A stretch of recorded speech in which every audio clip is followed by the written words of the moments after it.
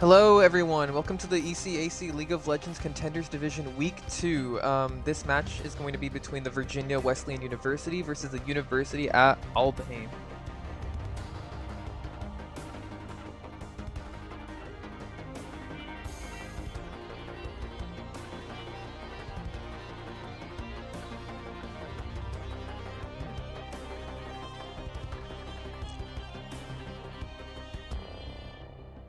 Uh,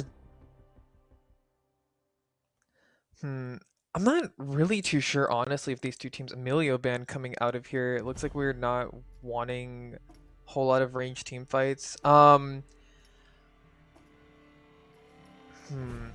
Jungle picks. I'm kind of assuming they might go for something like J4, something that might be kind of divey. We're looking at a Kane ban down here. Okay, so we're really limiting some of these comps here for this kind of close quarters fighting.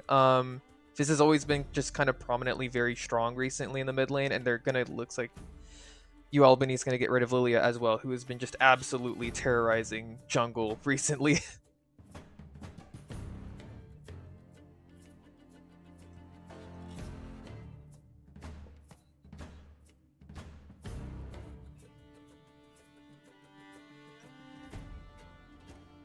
Hmm.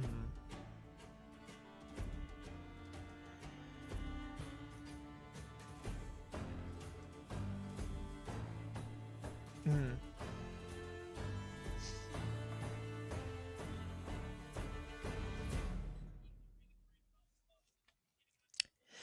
Yeah, it looks like Albany's going to choose Viego here for jungle, so we'll have to see how Virginia responds. J4 coming out, wanting to kind of, yep, wanting to get in there. The ADCs are chosen as well. We have Ezreal versus Varus in the bot lane. Varus has been pretty strong recently. Ezreal's been, yeah.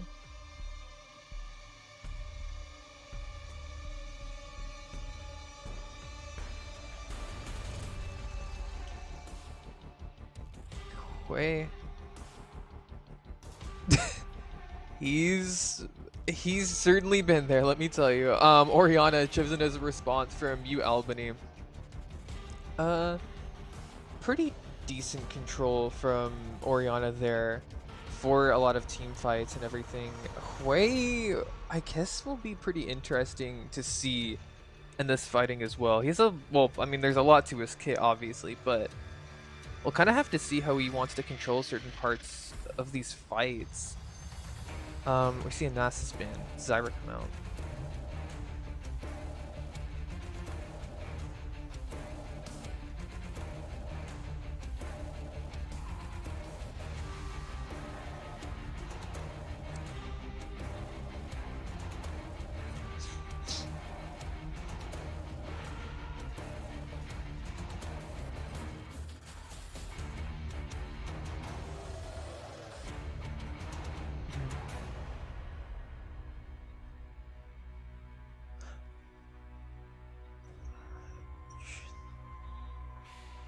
Yep. Virginia West does choose Morgana, though, as a bit of a counter pick to that Rel and some of the other abilities that might get thrown out there. Mordekaiser their top lane chosen into Ornn, which is interesting.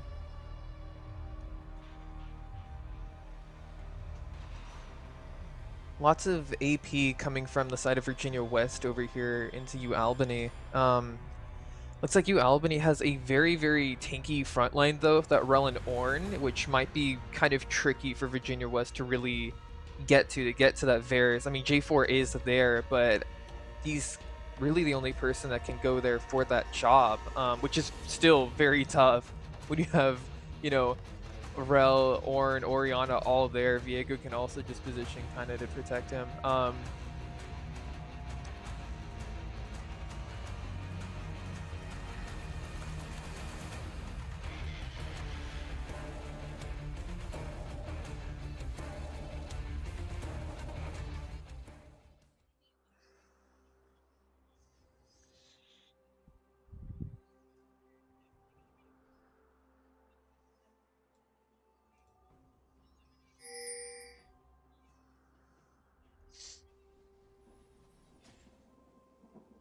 Yeah. Minions have spawned. We're gonna have to see how this goes. I mean, it is kind of the issue of once Albany is in there, they're kind of in there with those engages. On the other hand, Virginia does have a lot of peel. We'll have to see how this goes.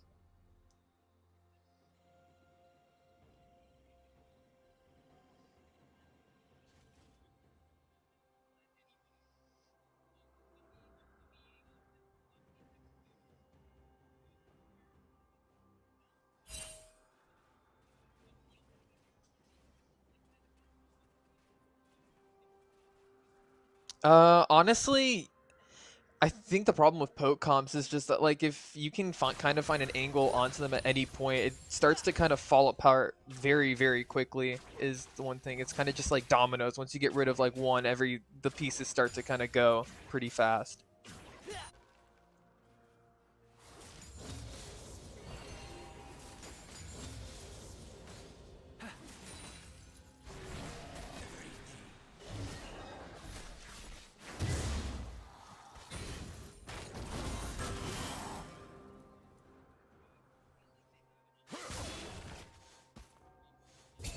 Yeah.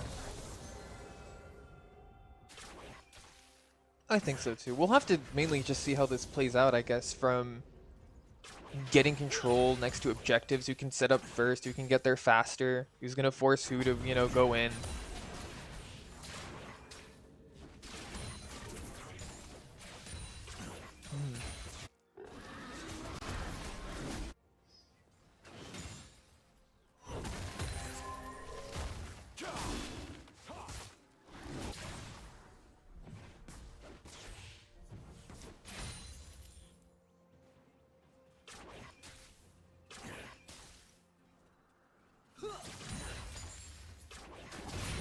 Yeah.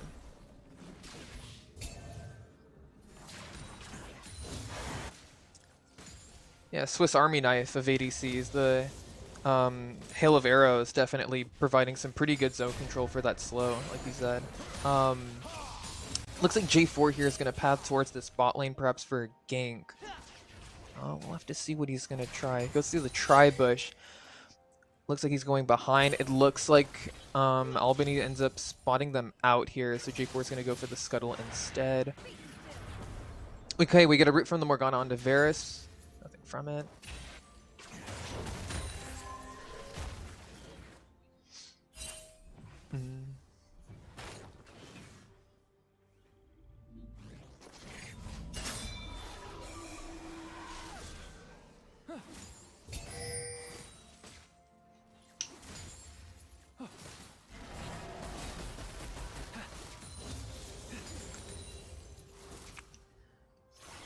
Yeah.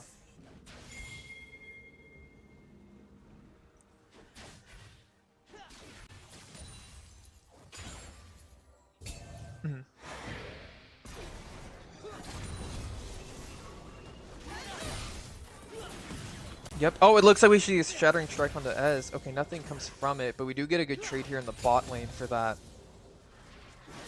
Do have to respect the road. Looks like we're going to have a skirmish in the river. We see Hui launching out his QE onto that Viego. Looks like they're kind of going to sandwich this Morgana and Hui here. They don't commit to it. Crashdown goes on to that Ezreal down in the bot lane. Shattering Strike lands, but Ezreal is able to get away there. Viego's going to go back to do some of his camps, and everyone's going to kind of reset their positions here.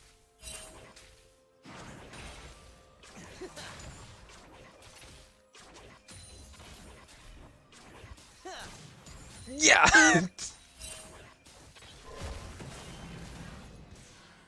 It looks like Viego and Hui went to go and, I guess, like, do something there in the mid lane with the Orianna, but it started to become everybody trying to collapse that fight. The bot lane's rotating up, so everybody wanted a piece of that action. It looks like Viego's bot side. He's going to go for a gank here onto the spot lane. Morgana has almost no mana. Alright. Viego. W lands onto there. Crashdown lands. Shattering Strike lands onto the Ezreal. He's able to get away with the Arcane Shift. So it looks like they're fine. But Morgana does have to blow Flash and now has to back. It's not good.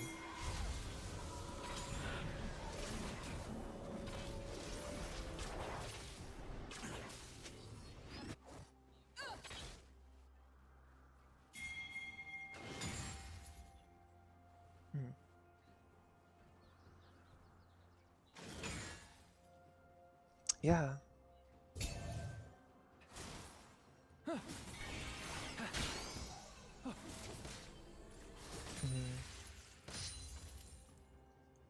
Yeah, Viego really picking up the tempo in this match. Looks like they're gonna get this J4 caught out here in the river on Virginia's side.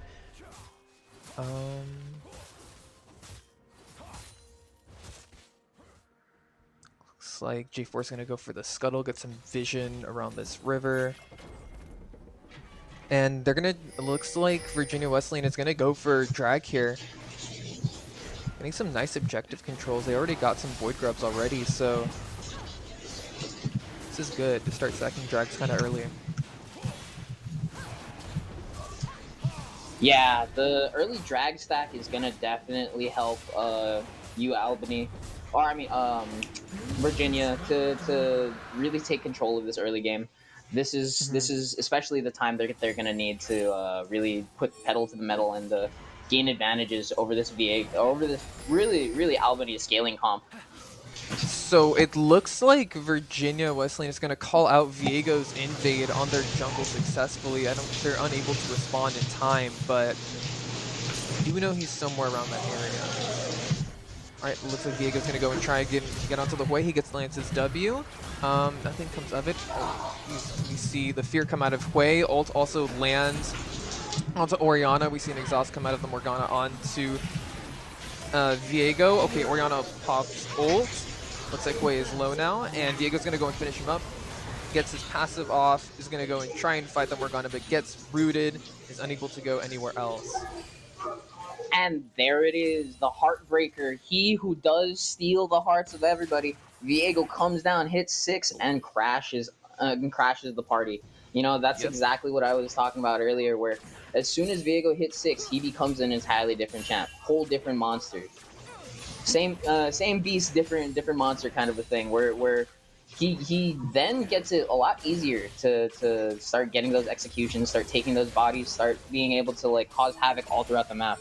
And you know, it takes a really good player to be able to play. Looks like Crash Stone gets on, Magnet Storm gets on. We see Piercing Arrow land onto that Ezreal, and the tower dive is successful from Albany. Morgana's not there to defend that Ez, so he just, you know, it's assassinated. Looks like J4 is going to go in, uses his ult onto the Ornn. Ornn tries to ult back, but ends up missing it. We see the Mordekaiser go in for that tower dive, lands his Q, and it's just over for him. Just action-packed all over the map, and that's what we like to see. From the top to the bot, everybody's getting in a fight. You know that top lane scrap was a super good gank from University of Virginia here. Yeah. Especially between Death Realm, Cataclysm, the EQ from the Flag and Drag from J4, you know, like there's not much an Ornn can do after you burn Flash and after you use your W. You're kind of just a big sitting ram duck. Yep. Alright, looks like they're gonna skirmish here for these Void Grubs. We see Orianna trying to hang back in the server a little bit. Looks like Hui's gonna kind of compose his ground, and Ornn's also gonna show up to this in 3v3. Rel's here now, so it's gonna be a 4v3. Viego gets very low. We see the Hui ult go on. Shutting Strike lands onto J4. Crashdown ends up missing. Viego dies, and we see Mordekaiser isolated over here on the top part of the river. Ornn is gonna try and finish him off. Is almost gonna be able to get there. Not quite. Rel flashes into there. Orianna lands her ult onto J4. Goes down. Rel ends up finishing off that. Mordekaiser. Looks like Rel's going to keep pursuing the Hui farther. Shattering Strike lands. And looks like Hui gets eliminated by the Orianna. The shockwave that saved the team. UAlbany is really banking on that Orianna pick for what it just did right there.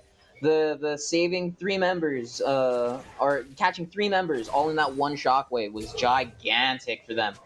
That's a really tough look for University of Virginia.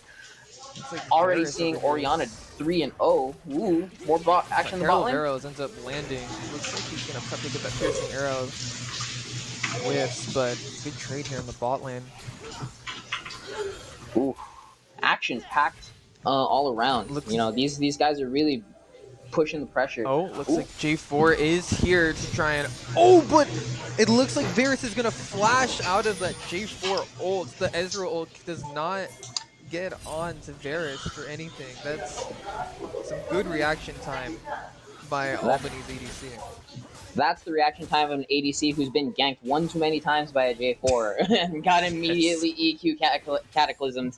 You know, I completely vibe with that Varus of like, as soon as you see that man, you just got to start flashing. You know, but University of Virginia is really pushing pedal to the metal with getting fights all across the map. They're not all working, they're not all succeeding, but you know they are keeping the tempo high as they push out and try to regain some control in this game after Albany has just been out team fighting them every encounter. Yeah.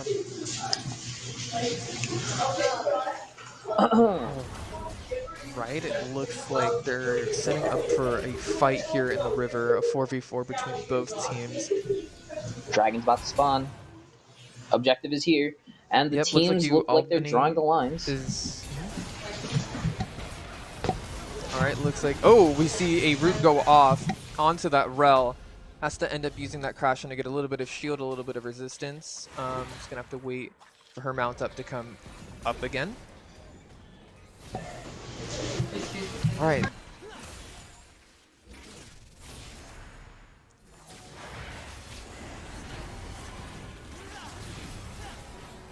Virginia looks like they're going to go attempt to grab this drag. Rel is incredibly low. Might not be able to engage very well. The Magnet Storm come out. Cataclysm goes out onto... Oh my. And it looks like Virginia just absolutely decimates Albany there. I'm not even gonna lie, I don't have all of the buttons memorized for Quay, but he sure mashed his keyboard right there and had everybody explode at the same time. It was beautiful. That's the team fight for University of Virginia. Ooh boy, there are so many little things to take apart in that fight. So many good Quay's actions. Devastating Fire is definitely something that just deals a lot of damage during a lot of team fights. That percent magic damage on that is just insane. Especially with this passive, you can cover a lot of areas for DPS. It's great. You know, this early game has been kind of rough for University of Virginia, but with that team fight in the mid game, I think that they've crawled their way back into it. They got a 2K gold lead, and you know they're really shaping it up, kind of taking it back from the team fights lost early game. You know, teams kept in it, and they look like they're gonna keep in it longer. Some of these trades are really aggressive, though. UAlbany really doesn't want to give back this lead. No, they don't. Looking on the map, it looks like teams are gonna be looking at that Herald now that Herald spawned. How do you like the new Void Grubs? I know that none of the teams here decided to prioritize and grab them since we were fighting so much at bot side, but yeah, how do you like the new Oh, Void it looks Grubs? like Ezreal's gonna get caught out here, ends up dying to this Varus hail of arrows on top of him, unable to trade back. Rel's low though.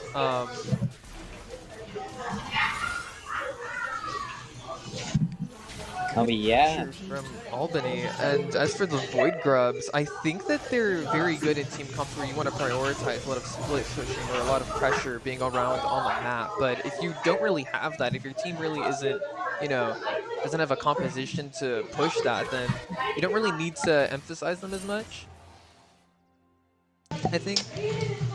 Most definitely.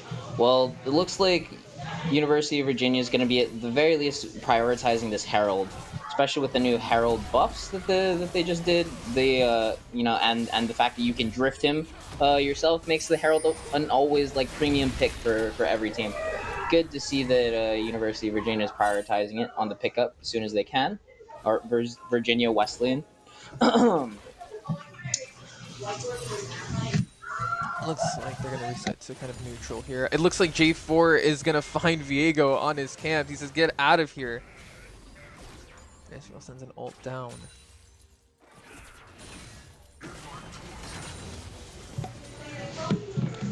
Oof.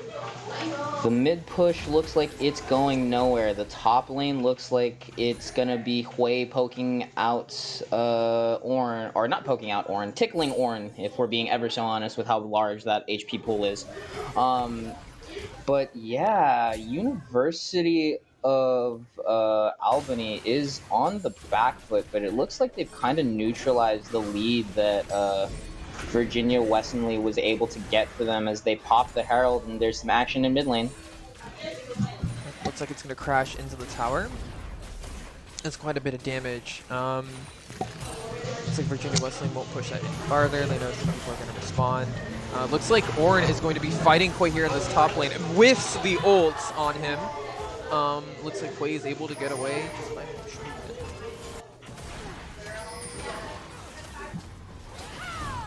On a root, Shattering Strike lands onto the Morgana. Unable to get anything from it.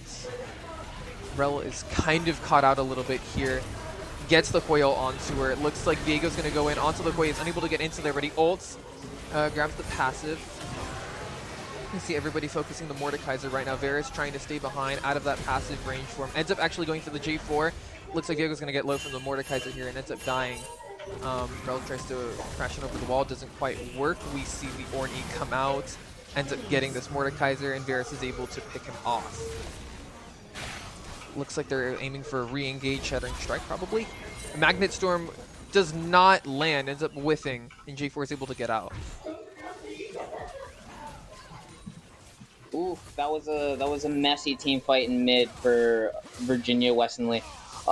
Just getting caught out on some random fights there. I know that the Viego did get that ulti to pick Hui, but then immediately gets punished. So you know that is one of the dangers of going in that far as the Viego to get into the backline units. You always get the chance of getting popped on the return. Yeah, and alright, looks like Virginia Wesleyan is gonna go for this Cloud Drake over here.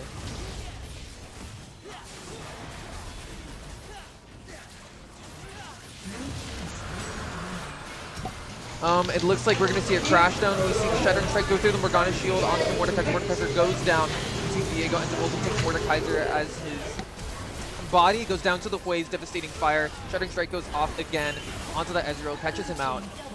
We see Rel go down. Orianna goes down. It looks like the Ornn is the only person left alive during this team fight. It looks like Hui is going to keep launching another glare. Ornn comes out, but not much from it. Looks like we're going to see an ace for Virginia Wesleyan.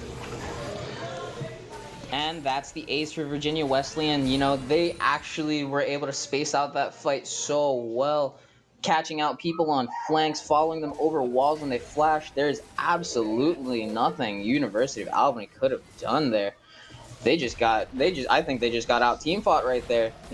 Picking a team fight comp, getting out team fought is kind of rough though. Looks like Virginia Wesleyan is now going to threaten Soul on that next track as well, so we can expect to see some sort of fight for that later on. With a 1k gold lead and the shutdowns only on top of J4 anymore, Virginia Wesleyan is looking real strong right now. That 1k actually is probably going to get eclipsed if the game goes past like 25-30 minutes though. Just because University of Albany has Ornn. So really, UA is probably just gonna have to try and play for that scaling late game, because as it is right now, every time that they're making contact in the mid game, it's just getting mollywopped left and right. Oof, some slight trades in the mid game. As looks like Varus is grabbing red buff, and looks like it's time for the junglers to start sharing their buffs. Gotta really appreciate that new change that they did, where it doesn't matter what's or how far behind you are, so long as you're on pace, everybody should be sharing in that buff eventually. Now that the Baron is spawned, everybody should start getting the buff all around. You know. Real nice for the teams. Helps especially if you're behind and you need to get back in some way. Yeah. It Looks like Virginia Wesleyan might want to try and set up for a Baron here. I'm not too sure. Sending about, what, 3-4 people into that top river. Viego showing on bot Three. side. This is kind of dangerous for Yeah. UAlbany. Mm-hmm. People are disappearing into the jungle. Oh, it looks like they're all converting to bot, though, as they ward off the gank on Hui. Looks It's like top lane, this looking... Mordekaiser doesn't know that there's a couple visitors with him. Rel ends up going in, Crashdown lands, Bull doesn't do anything, Shattering Strike and or it looks like Varus gets the kill there on the Mordekaiser. Before he can even bring anybody into the Death Realm with him, Mordekaiser is removed from the map. Virginia Wesleyan is really taking control of this mid game. They're looking real strong. There's most of their team has 2 items. I think the only people lagging behind are bot side, but that's also to be expected with how ahead UAlbany's bot lane has been. Yep. That on-hit Varus is going to start shredding people, though. Ooh, it looks like we see a flash onto the Ezreal, but the Arcane shifts out. Looks like Spiraling Despair is going to be on top of that. Varus ends up getting him down. Morgana ults into the center, ends up grabbing the Rel there. Ornn is left by himself. Ezreal's just walloping on him. We see Piercing Glare go on to that Ornn, fearing him. Orianna gets Shockwave off, but it doesn't do much as she ends up dying. Another ace for Virginia Wesleyan. Virginia Wesleyan really controlling these mid-game team fights. It looks like UAlbany is just kind of panicking every time that they get engaged on. But at the very least, it's looking like Virginia Wesleyan's able to do a hard push mid. Ooh, they were actually able to get some Void Mites at some points. Oof, but that team fight really sets them back. I know it only says 2k gold lead, but there's a point where the gold lead doesn't matter, and you're just thinking about every time that the enemy team is like out team fought you and just started murdering you guys. Like, there's no way that they're not thinking about how every engagement from here on out is gonna have to be. Yeah, and we lost some crucial summoners for University of Albany. We have Viego flash down. We still don't have this Rel ult or flash up for this fight, so we're gonna have to see how this plays out. It looks like this is going to be the team fight that decides whether or not Virginia Wesleyan is able to get that Dragon Soul. As the action is getting started, the lines are being drawn, and the teams are getting into position. UAlbany and Virginia Wesleyan meeting up in this river. We see a couple of posts come out of this way. We see a pull from Mordekaiser. Shockwave lands onto 3 people. Ornn comes, ends up whiffing. Cataclysm comes out. Magnet Storm comes out onto the J4. And it's just an absolute slaughter. Virginia Wesleyan is able to get another ace. They have just been dominating these team fights. And here we see it again. The Hui and the Ezreal here just unable to get on top of by AU or UA. That's the ace, that's the drag. They're running for the Baron to take the base. UAlbany is just getting out team fought and outplayed this entire mid game. It's been kind of rough to watch, but you know, they're hanging in there. They are trying. They're getting decent looks. Those fights are starting off solid. They're getting good engagements. It's just the follow-up after the initial good engagement. They just keep getting locked down afterwards. Yeah, I feel like University of Albany is just having a really tough time getting anything onto that way, and he's getting so much value off of just staying in these fights. Look at his Magi's that he's stacking up right now, about 10 stacks, and that thing's gonna only get like crazier and crazier if he's just not dealt with as these fights continue on. Yeah, now it's all up to the side lane play of this Mordekaiser and the rest of Virginia Wesleyan's mid and top laners. They're gonna really have to be pushing these side lanes. They need to crack the base, but if we're being completely honest, UAlbany's team can hold really well. I think that they're gonna be in kind of a tough spot to really. Looks like Ornn's gonna really get 3-manned in the top lane. Mordekaiser goes onto him. We see Morgana end up landing a root onto him. There's nothing that can really be done there. Orin just has his feet stapled to the floor, unable to move, and dies for it. Hui ends up going down with the Spiraling Despair going onto the Varus. Ezreal able to finish that off. Oof, just UAlbany can really only rely on these like 1-2 picks here and there. You know, you're gonna have to really get into the guerrilla warfare of this jungle matchup. There's At least no way that you're winning an upfront battle anymore. Ooh, they're on the Virginia Baron. Wesleyan's gonna go on to this Baron. It looks like University of Albany is gonna try and stop them. Rel is still up here.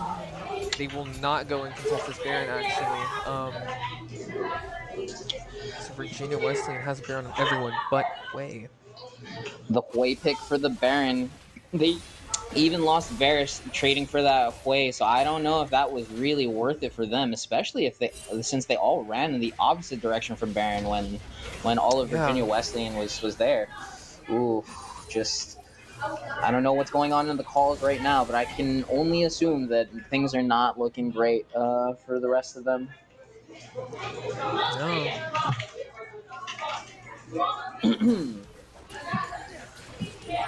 Ooh. Looks like we're grouping mid, sending... Oh, we're doing a 1-3-1 split from Virginia Wesleyan. I think that's the play here, because they really need to start pushing the side lanes. Need to get your solo laners more gold, expand those leads, and really start cracking those side towers in the base. They've pretty much taken all the tier they've taken all the tier 1s from UA, and at the very least bot and mid tier 2s really need to like get a solid push with this Baron to be able to go crack farther into the base. Looks like Virginia Wesleyan's gonna bring all 5 into this kind of top jungle over here / mid. Hui being the primary pusher of this mid lane. Even though he doesn't have Baron, he can have someone stay with him to push this mid lane farther. He has some great zone control with his Fishers, his QEs. Yeah, it's just gonna be a tough look for UA on how they're gonna get into these fights. I know that they have the big bodies to crash down inside the team fight, but after Jay that... Ford does have a flank here. Not much is going to come from it, though, as Mordekaiser ends up looking like he's going to try and grab this top tower with that Baron buff. Viego is going to be there to contest it, but no dice. The tower falls. There's no way Viego can actually stop him there. He can just kind of show up and say, "Hi, buddy. This is my house." It lands onto that Magnet Storm comes out. It looks like Wesleyan responds by just collapsing back in on UA. Not much to be done. A bit ambitious for that pick onto Ezreal, but he ends up getting out the Arcane Shift and Flash. UA commits themselves wholeheartedly into that. And I think that might be the game with the Baron empowered push and all of the Void Mites, and there's only one person left to stand in the... Never mind, there is 0 people left to stand in the way. It's gonna look like Virginia Wesleyan is gonna take this first round.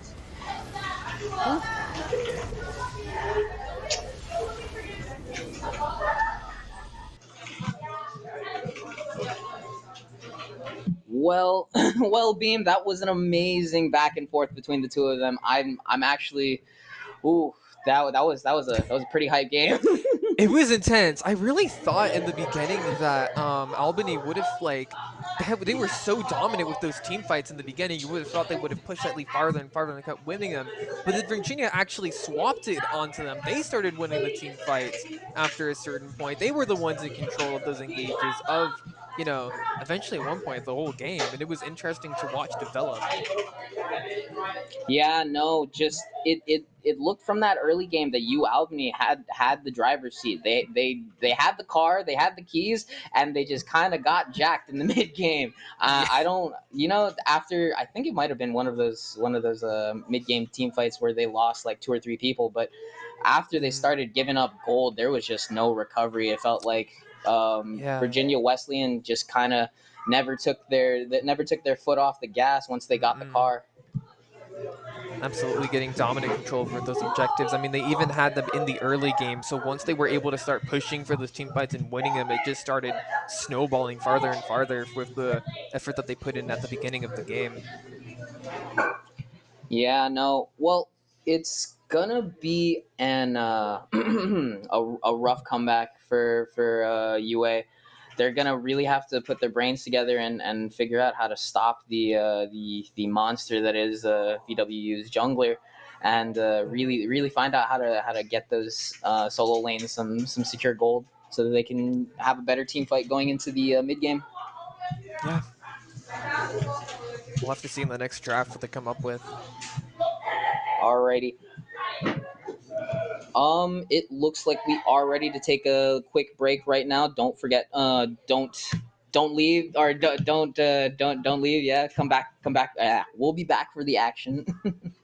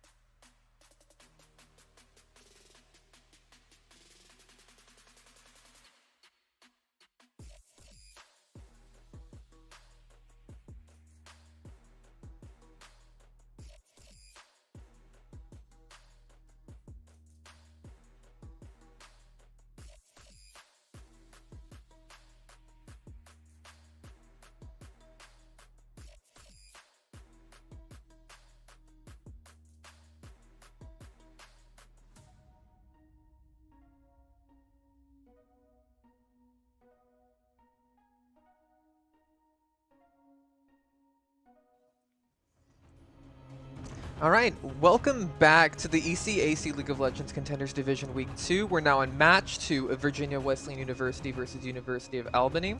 Virginia Wesleyan won Match 1, and now UAlbany is going to choose blue side to try and get a dub over Virginia Wesleyan. Yeah. Last game, we saw a pretty team fight heavy comp coming out of UAlbany, but it didn't play out so well. So we're going to see if they try to adjust their plan or play to their strengths a little bit better here. Yeah, there's the question as we're slowly getting into it. Already, as you see, Albany did choose blue side because since they did unfortunately lose a very close game, in my opinion, until the midway point of the game after like 25 minutes is when Virginia Wesleyan started to get into it, started to get more momentum in their favor. And now let's see what the blue side can do this game. We saw them ban a lot of junglers last game. Let's see if they repeat history, go for more jungle bans. And with the great Grants. Yeah, and you see a repeat of history. I believe it was Hecarim, Kane, Graves, Aaliyah were like the four main bans we saw last game from these both teams. I mentioned if I said if repeat with history will happen, or if we see more targeted bans like we saw last game, Hui popped off, Ezreal popped off, the Jarvan, like you mentioned, phenomenal. Jarvan was just so strong. We're going to see the Hui ban come out. They do not want to deal with what they had last game. That Hui was just so dominant, so present during those team fights, and he never was able to get down. They weren't able to find him, so they're going to just not deal with it entirely. I think Virginia Wesleyan sticking to the Milio ban here too. You and Deguda said it perfectly last game. We don't know what the heck Hui does. There's too many abilities. And before I forget, Deguda unfortunately had to leave, so I will be taking over him. Off and on, it'll mostly be Beam talking to you guys, but Professor Layton will be here on the back end if need be. Milio's been especially pretty dominant in the support, surprisingly, recently. Oh, and we're going to see a Fizz ban pop out. Very good. He's been very, very strong in the mid lane. Been able to just kind of 1v1 anybody and then steamroll the teams. So, yeah, don't really want to deal with that. And another Kane ban coming out. So we're...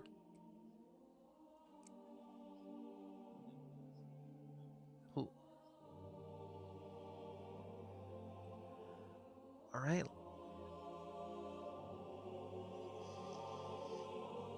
Yes.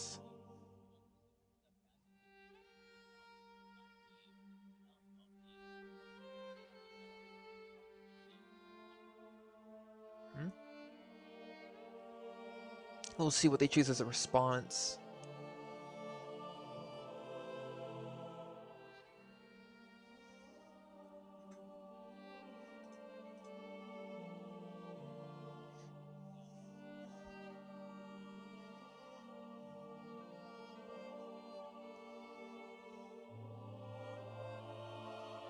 Yep, Jarvan again. Hey, if it ain't broke, don't fix it. Alright, now let's see what the next picks will be. We saw Ezreal last game. Hui, Morgana. Hui, unfortunately, not on the board this time around, so we'll see what VWU decides to pick on their end. Ezreal getting highlighted by Yeehaw Sauce for Cuddles. And Ezreal did pretty good.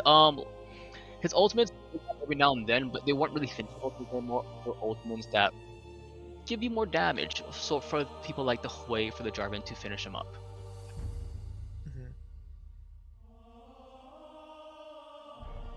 We're going to stick with the Varus again.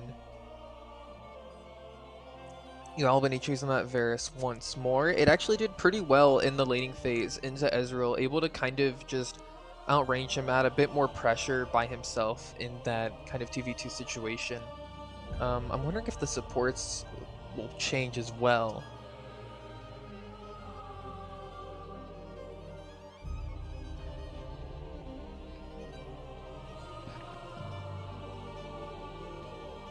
Maybe. So, just figure out what will happen.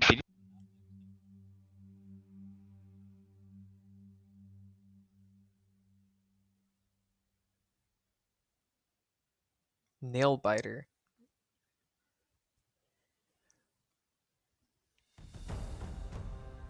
I lost connection to low draft.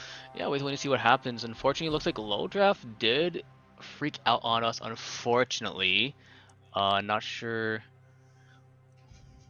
what's happening. That should have been an Akali pick, is what I understand from these squads. As we'll try to figure this out momentarily. Give us 1 second as we're trying to figure this out. As we're going to do it. That is still not working, unfortunately. But yeah, that should be an Akali pick for UAlbany in their mid lane. Give us 1 moment as we figure this out. We might have to remake the low draft link. Give me 1 moment as I do that. But yeah, what are your thoughts on picks so far, Beam? Thoughts on picks so far. I think choosing J4 is incredibly strong with his Cataclysm, being able to lock down anyone that's going to be on UAlbany. That's a big threat. I do, however, think that just choosing Lilia in general is very strong. Insane jungle clear, insane speed and pressure around the map. She's just been insane. Can kind of do anything you need her to be, except really tank. But like, who cares when she's just killing everyone around the map? Just, you know, going crazy there. All right, it looks like our little draft is back. We're gonna see an Akali coming out of UAlbany, and a Morgana from Virginia West over here. Yeah, thank goodness. I'm not sure what happened actually. You know, just low draft things, unfortunately.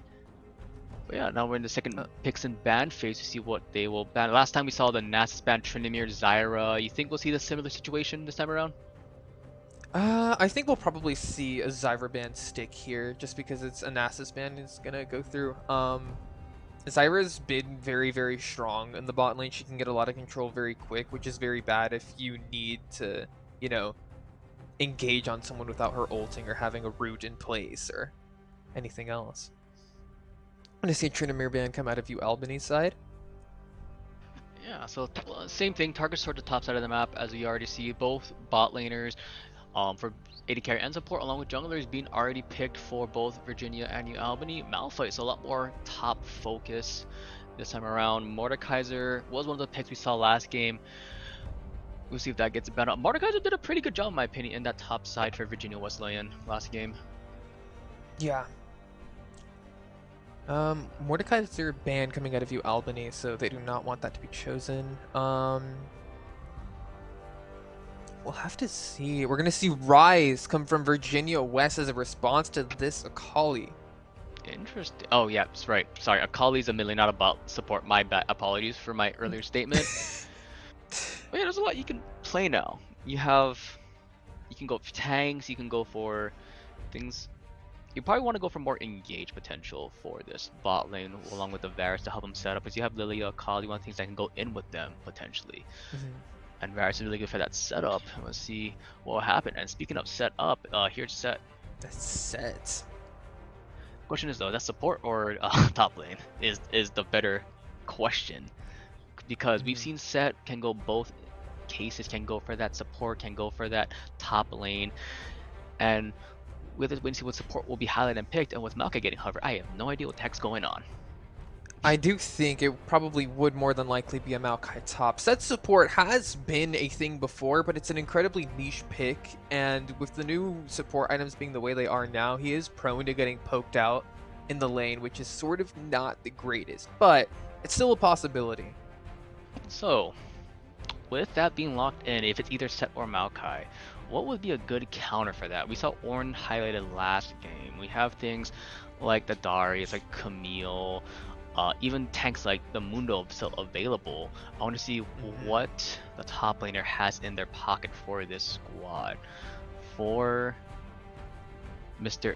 Ares, you know, that's the God of War, and the God of War, like Darius. Going for the God of, pretty much the God of Noxus. I have to say Demacia, but the God of Noxus, if you will. And we'll see how this will play out for Virginia Wesleyan. Very strong team composition. You know, had the same sort of winning components from last game with the Jarvan, the Ezreal, the Morgana, and now you're adding things like the Darius, who's a lot more aggressive in my opinion compared to the Mordekaiser. So I want to see what happens, especially in the top lane.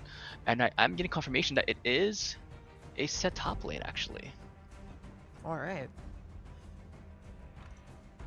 To see what will happen, as looks like we are slowly waiting for the game to be set. But yeah, it's gonna be Maokai support for UAlbany set in the top lane, and everything else you can probably guess what it is. So we have the Varus, Maokai bot lane against the Morgana and Ezreal. So It's a little common you see, especially Maokai. You see a lot. You see a decently amount, especially with the new pixel brush in that bot lane. You can do so if you wanted to. Yeah, as we are getting the thumbs up, it looks like we are ready to go into game for our second game of the ECAC Week 2 Contenders Division between Virginia Wesleyan and UAlbany. Here we go. Game number 2. Yep. As both teams are setting up to get onto the map pretty fast, it looks like Albany's bot lane is going to have a lot of pressure during these team fights. That Nature's Grasp from Maokai is going to already add so much to these team fights. Although, interestingly enough, Virginia Wesleyan has a good response to with that Morgana there to still provide a spell shield to someone to maybe tank a root if they're able to kind of coordinate themselves fast enough. So I'm interested to see how these fights are going to play out, or how both teams want to pressure different parts of the map. Yeah, agreed. We have a lot of peel and mobility from both sides. We'll have to see how this goes. Huh. Interesting positioning from Ares there. Viridescent will spot him out. I'm not gonna ask why you're doing that. I guess there's a deep wards if possible, but they will get spotted out. 3 members of Virginia Wesleyan spotted out in that blue side because of a nice ward from Nathan Plays. But yeah, it's just standard starts for the most part. Jarvan wants to play around that bot side because he saw, there was some troubles against Aaron Yogurt last game, Varus. He was probably the strongest member of UAlbany. That was their win con last game. Let's see if he can become the win con to get to a game 3, or will Ares and company take the win? 2 out of 3. All right. So looking at this, it might be that Albany might be playing to get some of these Void Grubs earlier with this pathing from Lilia to the top lane, while J4 might be looking to maybe prevent this bot lane from getting so far ahead. Everything should be calm relatively early. It looks like Albany is going to want to get level 2 first here in the bot lane to maybe get an engage, possibly onto this Ezreal or this Morgana. Looks like Virginia Wesleyan is going to get that level 2 first, though. Not too much going on. Some good trades though here in the bot lane. Yeah, it's definitely going to be a little overzealous, if you will, if Maokai decides to go in on top of Morgana, because if you do decide to use Twisted Advance onto Morgana, you could get locked down by the binding of Morgana, and with some poke from Ezreal, Q auto Q with the reset, and you're forced to blow in a flash early on, or an exhaust, or some other summoner spells. So DQR, playing very smart, playing very the waiting game, waiting to see if the jungle can come down, or to wait to see what they can do positioning, as Aerie just getting some poke down. Ooh, but a Haymaker ends up hitting Ares square in the face. Ares also takes another turret shot. Despite slow pushing this wave, it looks like he's at a bit of a disadvantage with his HP a little bit there of that trade. Viridescent going to come top here with the Lilia. Ends up landing his Q onto there. Facemaker gets onto that Darius. Looks like he's going to have to use Flash. Set does as well. And we get a first blood in the top lane for Nathan Plays on set. Yeah, really good gank coming in from Viridescent. I don't think that Nathan didn't have to use that flash there, especially because I believe it was a fully stacked passive for the Lilia, so she would have caught up no matter what against Ares, but still securing that kill and getting a kill for the set actually. So top laner, you're down 2 waves already, so making sure you have the kill in your back pocket to sort of balance out the gold differential in this scenario, as Cuddle is trying to get some poke down onto the melee wall that is this Maokai. I think it resets to neutral. Looks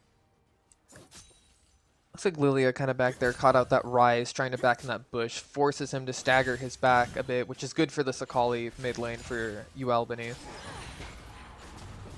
Oh, there goes the binding into a mini. You hate to see that as support. Yep. Like, all right, I got a good position. I can get a pick on the enemy support. Winions in play as a nice sort of slow push coming in from Nathan, making sure that they can push into Ares, who has a half health again. Some really nice haymakers. I'm assuming it's coming from Nathan, as TP back into mid lane from Mark. Has that Aether Wisp. It looks like top lane we might have some action here. Maybe. No. No, looks No. like J4 Oh, going for the is gonna grubs. go for Void Grubs instead. Gonna actually get them off of spawn here. Interesting. Interesting. Well, have you heard what people have called this affectionately? These three grubs with their nicknames. Like you have No. Shelly for or for Harold, or they call them Ed and Eddie. Those are some good names Yeah, for I'm not sure, or you can call the Powerpuff Girls, whichever you want. Oh, Ed's got the ball. Ed boy, son of a shepherd. If you don't know Ed and Eddie is, I apologize for watching. It's people like me, but all three should be going over to Yeehaw Sauce, as Viridescent and the rest of his squad are gonna be going for that dragon here. But Binding ends up whiffing.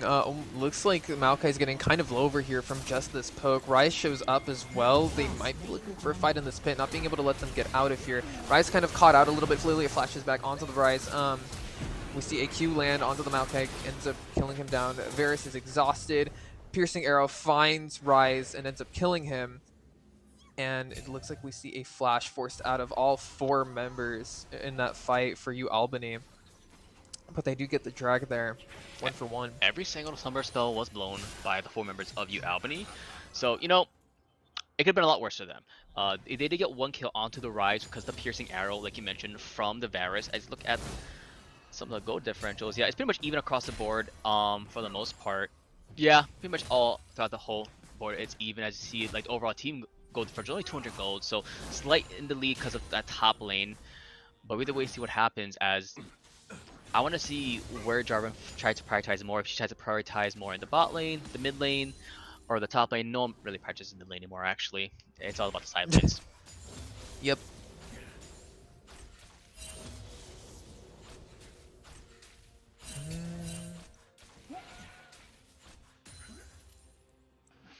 Alright. I'll be honest with you. I haven't played too much of the new season, so I'm not sure about some of the new items, especially in the jungle position. So if you see, I might be squinting a little bit of what is being built. We'll figure it out as it goes on. As right now, Rise is doing the Rise things, just farming up in the mid lane. Got the cannon minion. A lot of times, especially myself, I don't get the cannon minions, unfortunately. As level 6 has been approached for most of the solo laners. Bot lane, I believe, halfway there. So yeah, Aaron, Yogurt almost there, along with the Cuddles. So once you see Aaron has the ultimate with the chains coming online, especially if you don't get a good, Black Shield coming in from, was it Fun? I'll just call him Fun. That's easier. Fun Bus. If Fun can get a good Black Shield on top of Ezreal, it could counteract it. But if not, then Varus, Aaron, Yogurt will be popping off again like how last game was. Ooh, Lilia. It's not gonna go for a full invade there. Akali ends up getting her R onto the Rise here. Gets execution off. Another Q. It's gonna chase him down into the tower. Gets quite a trade there. That was an interesting invade and response. Yeah, nothing really was blown by the Rise, so I think that as a win in his part. Flash is already down. Didn't really have to use ultimate, while like you meant the execution, the ultimate coming in from Mark was blown, and it didn't secure the kill. No, it used quite a bit early too. Looks like Binding's gonna land on the Maokai there. See WQ from the Ez land onto him, get some good poke damage. He got the chain vest. Yeah, that He's execution fine. though. He got the chain vest. Maokai's fine. He's like, I'm tanking it up now. No big deal. That's all it's happening. As now Ares and Nathan trying to fight it up. Like you mentioned, the Haymaker is so good on top of Nathan. Really well. He is still down in the farming department, still around 2 waves down compared to Ares, but still evening up with how much pressure he's giving in these 1v1s. As across the board is slowing down, except for this top wave. As look at this. Yeah, Haymaker comes out again. Just a great trading tool. Those decimates just not landing onto that set.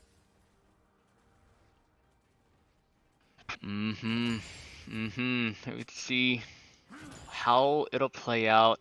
As compared to last game, it was a little bit of more action in the starting parts of the game for game number 1. Now a lot more slowing down because Albany knows they are down 1 game compared to Virginia Wesleyan. Want to play this a little bit slower. Oh, It looks like Albany is going to go for grubs this time.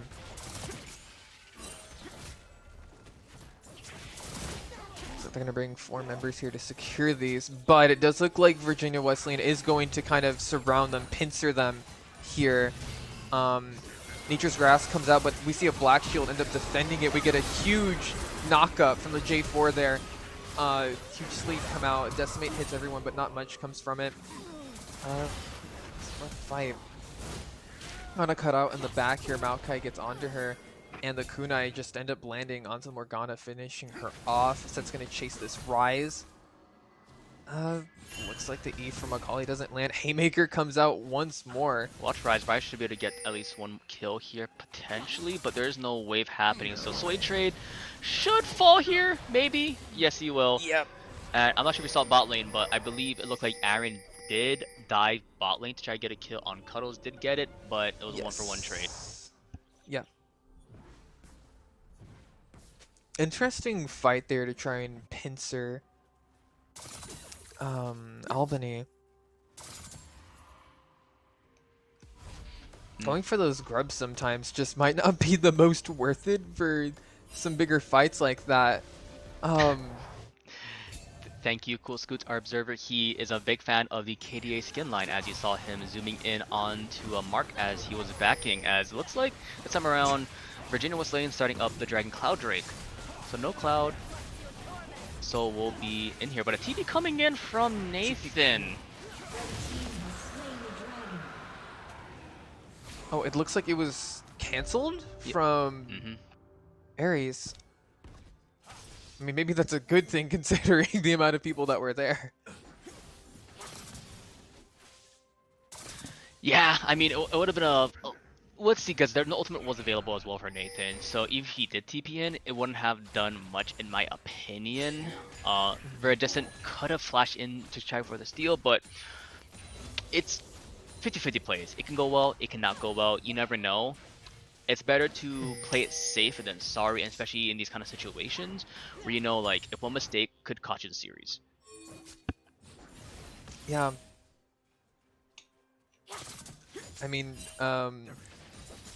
Albany just trying to play things kind of, you know, safe in comparison to last game where they were just wanting to fight so much. Looks like set here, Nathan is going to get the very last Void Grub for Albany. Nice. Pretty good. So that should be 3-3 if I did the math correctly in grub count. Let's look at the gold differential now. Still, overall, mostly the same, except, of course, looking at sort of that the jungle and support, especially support. The Maokai 1-1 and 3 compared to the 0-1 or 1 of Fun on that Morgana. But definitely that frontline unit in the Maokai is doing a pretty good job, in my opinion. Yeah. Alright, we see Lilia come top lane, unable to get a gank. There's a ward in that pixel brush over there. Kind of nasty for a lot of junglers trying to gank or get anything done there. Feels kind of like wasted time. We're going to see another trade come from these two top laners. Okay, the Haymaker is not used for that trade, but rather to clear up the wave here, get this big wave in. It looks like we're going to see J4 respond. Is going to try and catch Nathan out here in this top lane. He has Like ultimate. Nathan uses his ult to get back into the tower and is able to get out. Nathan played that very smart. Iha, a little bit overzealous in my opinion. Could have waited a bit more to see how he was going to play it out. But that's what you have to do if you're getting ganked as a set, as it looks like Nathan wants more. Set's going to come back onto J4. He's going to punish him for that play. Literally comes back, ends up ulting J4 here, tries to flash out, and ends up coming out of there. I'm surprised they don't commit for that, I'll be honest. Yeah. If that was me, I would have committed, but that's the difference with me. But bot lane, though, looks... That was a dive. I believe that was the chains coming out from Aaron Yogurt along with the ultimate from Decor there. And yeah, Nature's Grasp and Chains of Corruption, yeah. It just did not go well. Yeah. Morgana's bind and her ult came out to stop that. You know what? He's 4-2-0. If you're Cuddles, you take that W. As Herald being taken by UAlbany. And for those of you that are new to the season still, you know, it's been a month already, but this is... Sorry, I thought I was gonna get stolen. I'll be honest. But now you can actually ride Shelly. Along with, I believe it is an Infernal Rift, so you see these little meeps everywhere that you can collect to get faster, and it'll do a little bit more damage. Infernal Shards give you ability haste that'll gradually stack, and once you're killed, those Infernal Shards will shatter or spread out from wherever your character died, and other people can pick them up again. See, he knows. Pretty interesting mechanic. Beam knows. He plays the game more than I do nowadays. As bot lane, there's a small skirmish, but a flash coming out from the Maokai. Yep. Piercing Arrow actually finds Morgana there. Surprising. Yeah, 1 minute for the Dragon though. 1 Drake apiece for Albany and VWU. Let's see what happens for how the setup will happen for both these squads. What the vision will play, how the lanes be pushed, especially with how mid lane is still currently in a low state, if you will. Yeah, also I do want to point out, I do believe Set's TP should be up at this point for this. So if he's able to get this wave in and crash it, he might be able to show up for this drag, maybe. Okay, it looks like top laners are going to start fighting here. Darius gets a decimate onto Set, but not much. Really wants to stop him from getting this wave. Look at and the getting jungle pressure though. here. Morgana and J4 catching out the Lilia. Ooh, that's bad. Nature's Grasp ends up going on. Black Shield saves G4 from it, but ooh, things are kind of rough here. Morgana dies. It's oof. Virginia or Albany can't really fight without their ADC and jungler being there for anything. So that is, You know, if you are VW, you take that though. You only lose Morgana compared to losing the jungle, like you mentioned, along with the Varus. And I'll be honest, I saw a flash of light, and I assumed that was Storm Surge. Because I know one of the items in play, prepare a flashbang like it's Valorant. Alright, but look at the items though coming into play slowly. Items in top lane will slowly just happen. I believe there is some gold in both these top laners' pockets, so once they do decide to reset is when they can get their first item. Yeah, pretty much almost 2,000 apiece, so they're just waiting to see who can push in first, or when they decide the back TP is available for Nathan. But here comes fun for a fun time, but not just yet. Binding does not land there. Looks like Ryze will get this wave in though into the Sakali. Looks like Ryze and Morgana are gonna try and rotate, but not much comes from it. They're gonna reset here. And it looks like they tower dive Cuddles in the meantime. No one there to protect him. Yeah, it's a little unfortunate. It does happen, especially Morgana is now at the point of the game where they want to rotate more. They want to be there for the team, like the Ryze, like the top laner. But right now, it's like another gank gonna come in from G4 into the set. Okay, it looks like the Showstopper ends up getting there. Haymaker comes out, giving the shield. Looks like Set gets Darius under the tower there. Where's the Darius ults though? Oh my gosh, Lilia's passive ends up getting some burn there. Launches Q's gonna try and dance around this J4 as Ryze Realm Warps in to help. We see a Kali TP in here. She's looking for a fight, is unable to find it. She's just gonna catch this wave. Wow. That ultimate from Darius hurt so much. Yeah. Ares got the decimate with the reset, with the ultimate, and immediately tried to use it again on Lilia, but that doesn't heal you. Should've went for the Q to get some health back onto Lilia as you were about to go to sleep. It happens. It's a little bit of a mishap, but it does happen in these kind of situations where you're 100 HP left and you want to try to do something. Meanwhile, Aaron Yogurt was able to get the turret against Cuddles and Fun, so that's first turret going over to UAlbany. As also, strange interaction there with the Set ultimate into Cataclysm. That was... Yep, Shelly is. It looks like Shelly's having a bit of a... We're playing F1 now, as the binding go... Shelly lands into the tower. Looks through quite a ride. It looks like Nature's Grasp is gonna end up catching out Cuddles here as he's exhausted. Aaron gonna finish that up on Varus. Morgana's slowed here a lot. Hail of Arrows lands down. Morgana goes down from the Lilia burn. Oof. A little bit unfortunate. They saw Shelly go into the turret, and they saw how low the turret was going to be afterwards, and they decided to stay on top of there compared to, like you mentioned, the Malka with the Nature's Grasp, able to lock them down, timing it so that either they did enough damage to the Black Shield or that Black Shield went down before the Nature's Grasp did get the CC chain and lock on top of the Ezreal. Tried to make them comfortable there with the mind games of Shelly. That's what that was. They're mind gaming us too, man. I have no comment. I there was some Tokyo drift happening. I know Observer is a fan of F1. You know, there was a shout out to him. All right, looks like Akali's gonna be here to try and match this Darius pushing in. These two probably won't fight at all. We're probably just gonna see the wave kind of come in. Maybe see bounce back. Looks like Lilia is here though, so maybe they might be going for something actually. Yep. Lilia gets spotted out, but it looks like she's gonna go onto the Darius. Ends up getting hooked by him, but we're gonna see Lilia go onto that Darius. The W, Akali gets execution on top of him. She still has the second part of that, and she ends up using it to disengage. Like I mentioned earlier, that's the kind of situation for Darius. You do want to time the Q immediately as you're about to go to sleep. So if they try to go in on top of you, that is when you can just... Oh, looks like Maokai's caught out from a bind. Takes a lot of damage. Flashes in. J4 goes in. Cataclysms that Maokai. Ends up going down. Keeps the Varus there with him. Gets him as well. Looks like we're going to see ult from set. Facemaker Breaker getting the both of them. We see Akali go in with her E. Lilia and everyone focusing down that rise. And he goes down.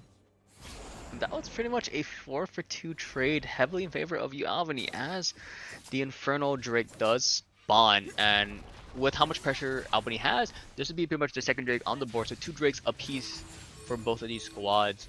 As you look at the goal lead, it's 5k now in favor of UAlbany. And a large portion of that is because of this Akali and its Lilia. Lilia being an absolute monster in general. We're seeing her kind of come out this game to basically play around. Do some stuff, put in the work. Oh yeah, oh yeah.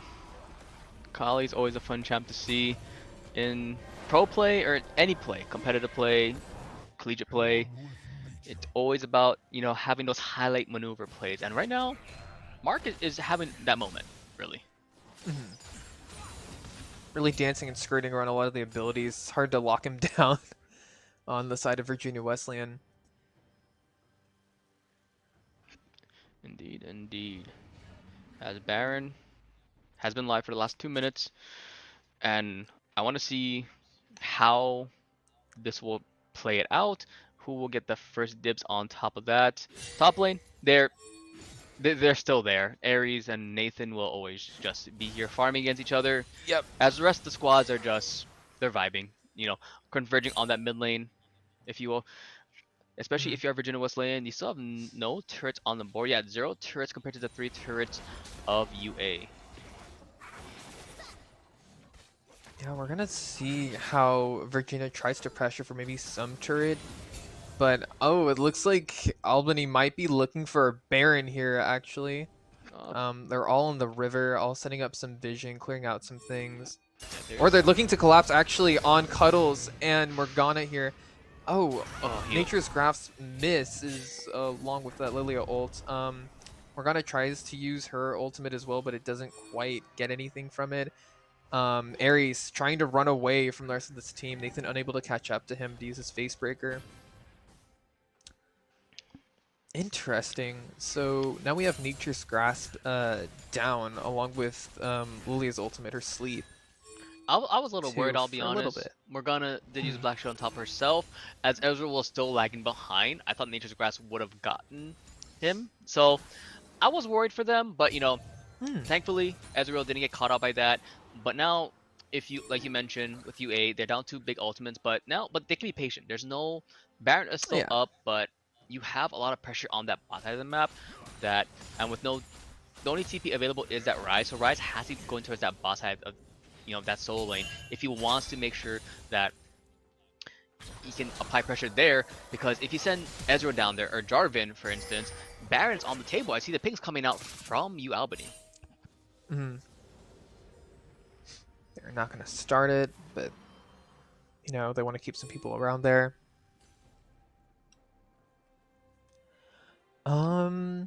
It looks like Albany's gonna just make a move to kind of push out this mid and top lane over here. Looks like they're still wanting to get some control, still wanting to move towards this Baron in some capacity.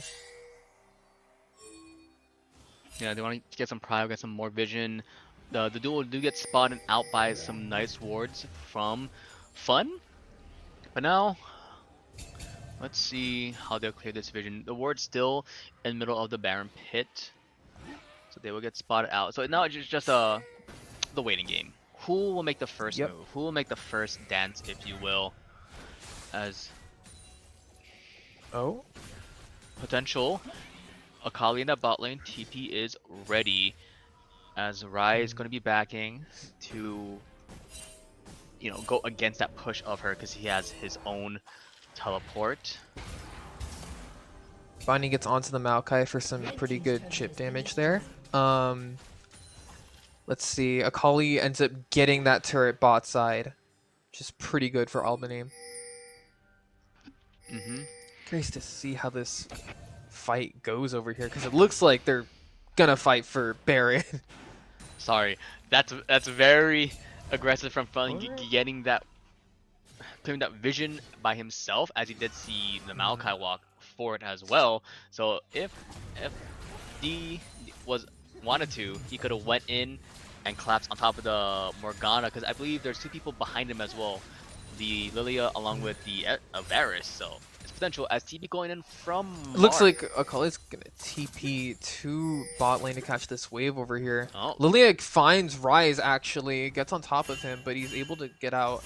Oh. Ends up using her ult. He goes to sleep, but he's just way too far for Lilia to engage on. Everyone from Virginia Wesleyan ends up covering that Rise down the bot lane. Now my question is, Looks like Drag's gonna come up soon, so Yeah. we're gonna see a fight for that. who will move on to Soul Point? Like we mentioned, it is 2 Drakes apiece for both of these squads, UA and VWU. And now it potentially could be a 4v4 team fight. Seth's walking down there, still Since I'm top running side. down. Okay, we see Nature's Grasp come out. Cataclysm goes out onto this Lilia, unable to really get much. Morgana falls down. Showstopper gets on top of the J4, is unable to get out with the EQ. J4 goes down. Akali Execution goes onto the Rise. He gets too low, ends up falling to her and her kunai. Yeah, as teleport from Set walks down, as Darius was still pushing top lane. So as Set was able to help out the team, Darius still just doing his thing in the top lane, unable to help out his team, but did opt, like I mentioned earlier, opt in for the Ghost instead of the TP. Now we're at Threatening Soul for UAlbany here.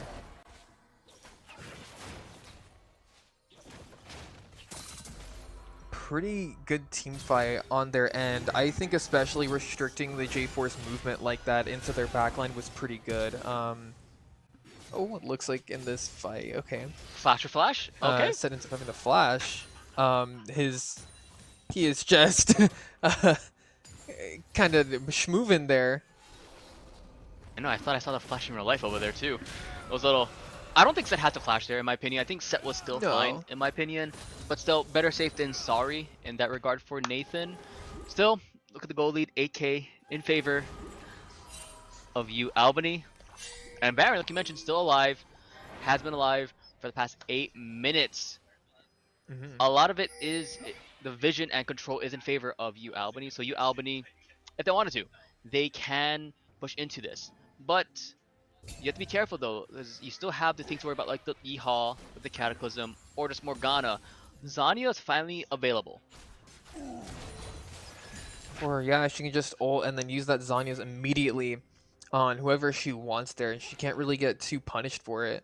It allows her team to kind of follow up on her play very, very well and relatively safely. Indeed, indeed. That's Gonna not... see Oh. UAlbany here try and set up for this Baron. Nathan's gonna chase after Ares, but he's just a little bit too fast. Yeah, a little bit too fast indeed. Has the extra movement speed from his items, so able to get away. But like we mentioned, Baron's still alive. Rise pushing that bot lane. TP is still available. Akali could match him potentially.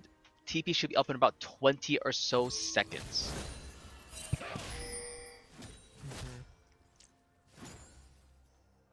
This game trying to be played slow by Albany, not trying to force too much out here. They know they're in control, and they plan on keeping it that way. Indeed, indeed. 2.5 for the dragon. Now, like I said it like a couple minutes earlier. It's pretty much the game to see who makes the first mistake, really, who can get caught out first. But if you are UAlbany, it is all in your pocket to. It is in their hands to lose this game, honestly, because they have so much control in this game that if something were to happen, it'll be something to do with it them. looks like Darius is gonna get hit with the lullaby from Lilia. Gets woken up by her auto actually.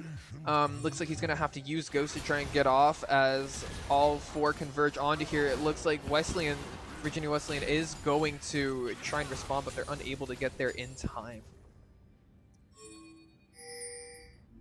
All right, it looks like UAlbany is going to try and get the Baron here in a 5v4 scenario. Darius is not here for this. They have a lot of control around this area already. All right, Morgana and J4 kind of here. Look for something. J4's gonna go in, does not get a successful steal, gets hit with a showstopper instead. Nature's Grasp also comes out, does not hit anyone though. Looks like we're gonna see Lilia go on to this Morgana. Hail of Arrows lands on top of her, Maokai gets her, and she falls. Yeah, 3 down on the side of Wesleyan. Baron on the side of UAlbany. It looks like they're gonna push even farther. Ezreal taking a bit of damage. They're gonna go for a tower dive onto the rise. Oh, we end up seeing Varus take some punishment there too, and Maokai. They both die in that exchange. Yeah, quite. A little bit too overconfident there. Too confident, and like you mentioned, they do lose 2 important members with that Baron, but Akali and Lilia still alive. I believe Set and Lily, haven't died since I believe the first 5 minutes of this game. They were some of the first casualties happening in this game, and now with Dragon spawning in 20 seconds, Inferno Soul gonna be on the Rift for UAlbany's pockets. Now I want to see how they play it out. Jarvan trying to get the early advantage, trying to get the early vision control if possible. They do spot out Lilia around in the jungle on the bot side. Dragon is going to be up. They're rushing it now. If you are UAlbany, you see the pings coming out. They don't have to go for this. They can just push to mid lane if they wanted to. And they are. The TP coming in from the set. And this might be the game-winning push coming in from University at Albany. Can Virginia Looks like they're going to get flanked from Virginia Wesleyan here. They're going to come in from behind them, forcing them forward. They get the tower, though. Haymaker comes out from the set. He gets caught out. Tries to flash, but is unable to get anything. Nature's Grasp comes out, ends up getting 2 people. We see his sleep go onto the Ezreal, ends up popping him. He dies.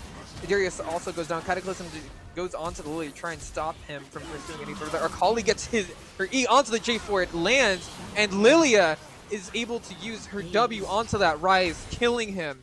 We see an ace for UAlbany. They're going to try and end the game here with Baron. Yeah, that should be as they push farther. And this should be it. As people in esports, you say this is the Layton curse as we go to a game number 3 for this week 2 matchup between UAlbany and Virginia Wesleyan University. Wow, what a game. Incredible comeback. Yeah, what a game, what a comeback, if you will, for this overall series. You know, we saw in the first game, it was definitely Virginia Wesleyan in control. Sorry, I can't have a camera on right now. I'm currently at production office, and it is not a pretty sight, I'll be honest with you. But yeah, as we saw in that game, now it's going to be 1-1. And if you are Virginia Wesleyan, you have things that you can ban, things that you should ban. The question is, what will you ban now? Yeah, Virginia Wesleyan really losing a lot of control there with that jungle and mid lane, especially. That Akali started becoming an incredible problem and challenge for them to overcome, was getting past that J4, was getting past Nature's Grasp, and anything Morgana could throw out. It was just too much damage at that point. Lilia too was also getting way too fast for some of those skill shots to land, for binding from Morgana to get onto. really just dominating the game, had so much speed, had so much coverage of the map as comparison to J4, who tried his darndest to use those cataclysms onto her to try and stop her movement, but it was still no dice in the end. And in the top lane, there were a couple of issues too. That set ended up getting a lot of really good trades with those haymakers. Darius not quite using that decimate too well as he was getting slept there to prevent the enemy team from moving in onto him. Yeah, yeah, I'm waiting to see what will play it out for this game number 3 as we take a break before we get into game number 3 between these two squads. Who will become victorious? Will it be University of Albany or will it be Virginia Wesleyan University? Don't go anywhere, guys, as we'll be right back. See you soon.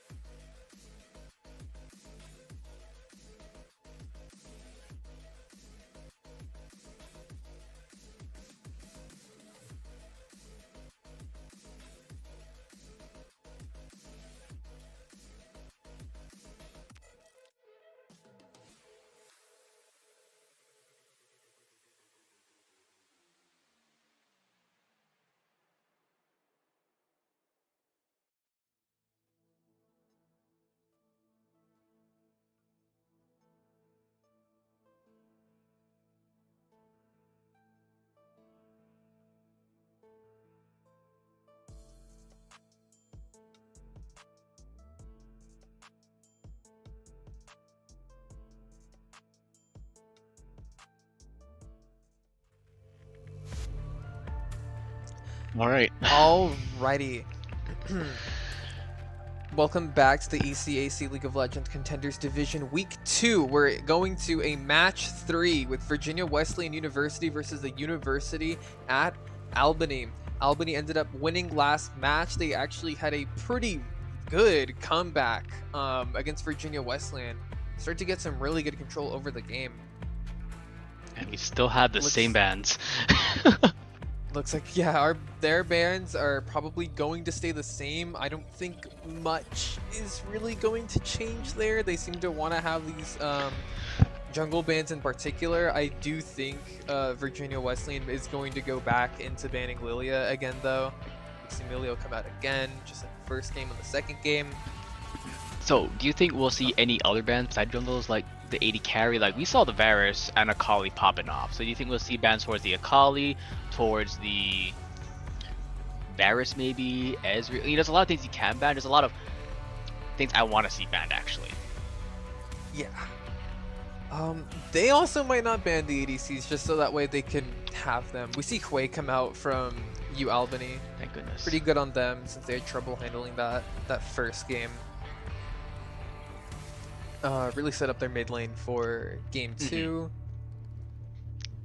Let's see. We are going to see the Varus ban actually come out of Virginia Wesleyan. They do not want to see that anymore. Honestly, and with how Aaron has been utilizing this Varus has been really good. So taking away one of the key components of the sort of UAlbany team composition, the play style is really smart in my opinion. So getting him out of the board, that is one check. That is a very smart check in the pockets for Virginia Wesleyan. Now, one more ban, like you mentioned, Lilia's still up. There's Lilia, there's Jarvan. They also they banned Kayn as well, I think last time. I don't see Kayn yet. Kayn's not banned yet. UAlbany might go for Jarvan here. It's already Lilia, okay. So because they can't have it, they do not want Virginia Wesleyan to even have a chance at getting Lilia and just absolutely going crazy like UAlbany was the last game. Alright. Now, let's see what is up. You got a lot of things you can first pick if you're Virginia Wesleyan. I'm assuming jungle will be the first pick with how much pride we've seen these past 2 games. Yeah, honestly, we might just see J4 come out again or something similar. They also... Oh, we're going to see MF come out, Misfortune. She's actually been pretty strong as of recent. Her lethality build has been doing a lot of damage, been providing a lot. So we'll see how that goes. And if you're interesting choice. If you're UAlbany, there's a lot of things you can pick now, like lockdown to counteract this Misfortune. Because first pick Misfortune is a very ballsy, if you will. It's a move that says like, all right, I'm not scared of anything you can pick, but if you UAlbany, like you can pick like things like the Akali to get into the backline, or like you pick Maokai, you can pick a lot of these get in your face champions to go against that. Yeah, the Akali coming out of UAlbany, that was definitely a very, very good pick in the last game. So they're gonna play it again. We're gonna see Bel'Veth actually come out. Another kind of get in your face champ, like you're saying, that kind of goes against Misfortune's identity. Yeah, and that's gonna be locked in. And now I want to see what is left still. We mentioned jungle still open a priority. You can counter the Akali now to see what you want to go against that. You want to play more control, play more. Okay, let's go another assassin against that. I want to go something that can sort of fight you blow for blow. And Fizz, I think that it has been getting a resurgence with the new item, especially with Storm Surge. So if you're talking about going blow for blow, Swain Train on that Fizz could be something you want to see. All right. What do you think they should pick next, if you will, Beam? Honestly, with their teams, I would honestly not even blame them for. I think did they run? Well, we saw Rel get picked once from Albany. I was thinking maybe they could try and choose a jungle here, which I know might seem a bit bizarre, but I do think it is pretty good for control. Okay, they're gonna go Brand's actually. But the question is for you, is that Brand jungle or is that Brand support? Because I know Brand jungle is probably one of the top jungles right now. Yeah, I'm thinking it's gonna be Brand jungle actually. We see Albany respond to the MF with a Xayah. Pretty good for getting Fizz off of her. and avoiding that damage actually. So that's a pretty good pick So, on their end. if you are Virginia Wesleyan, you want to pick something that can work well together with this misfortune, with this brand. Really good setup. Like you mentioned the Rel. Rel is probably one of the best Rel, setup I think Rel champions is right still now. solid here. Yeah. Yeah. That is something you can go for. Rel, And if you're Albany, do you prioritize the same picks that we saw? Tryndamere still getting banned out. Do you prioritize that, the Mordekaiser, what else? Nasus, a lot of these top lane bans that we've seen these past 2 games.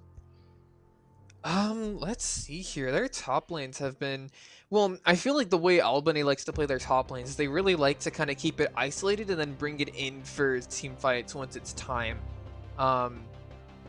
Really not looking too much to split push here.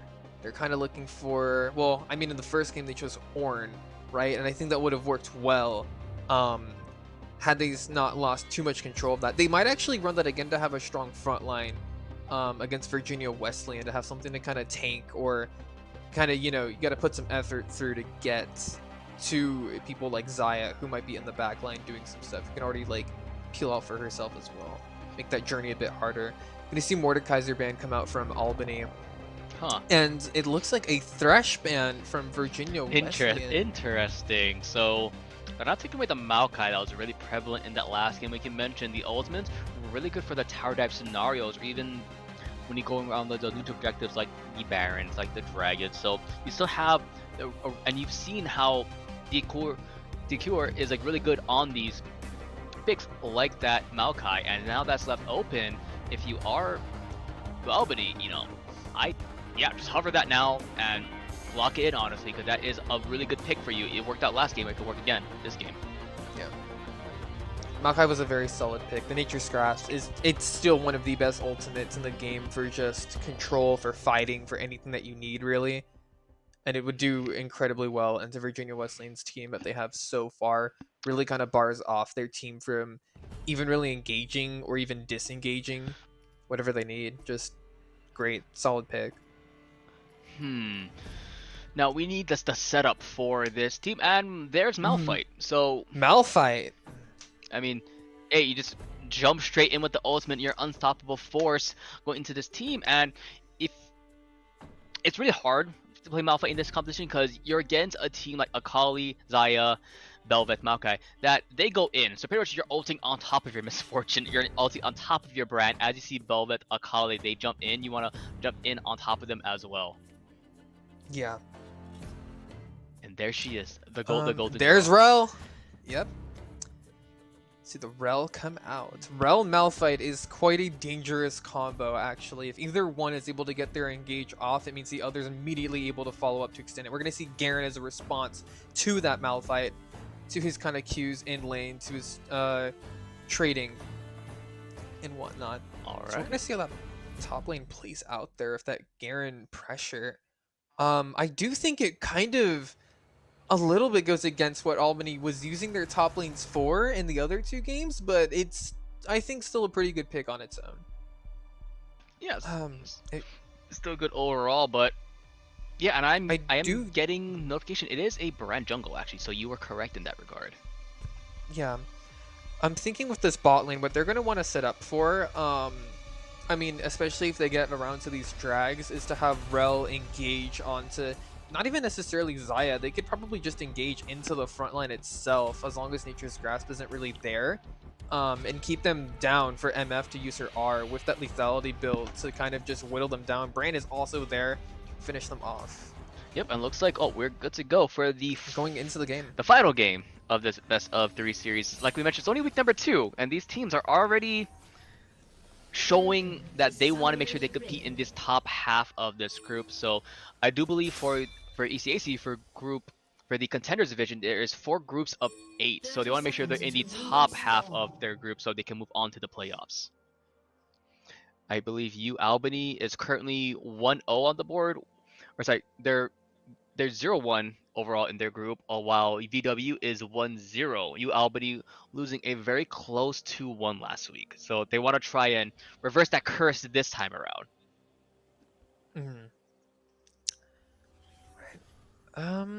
But yeah, I feel like this game is going to revolve around how Virginia Wesleyan is going to be able to set up these really big team fights where they want to get rid of this kind of front line first, wanting to get that control, wanting to get the engage to jump onto them, rather than responding to it. Albany might have a lot of control over the map, though, in comparison. It's the only thing. They do have a lot of potential to kind of get control over these towers. Shot these waves just ever so slightly faster.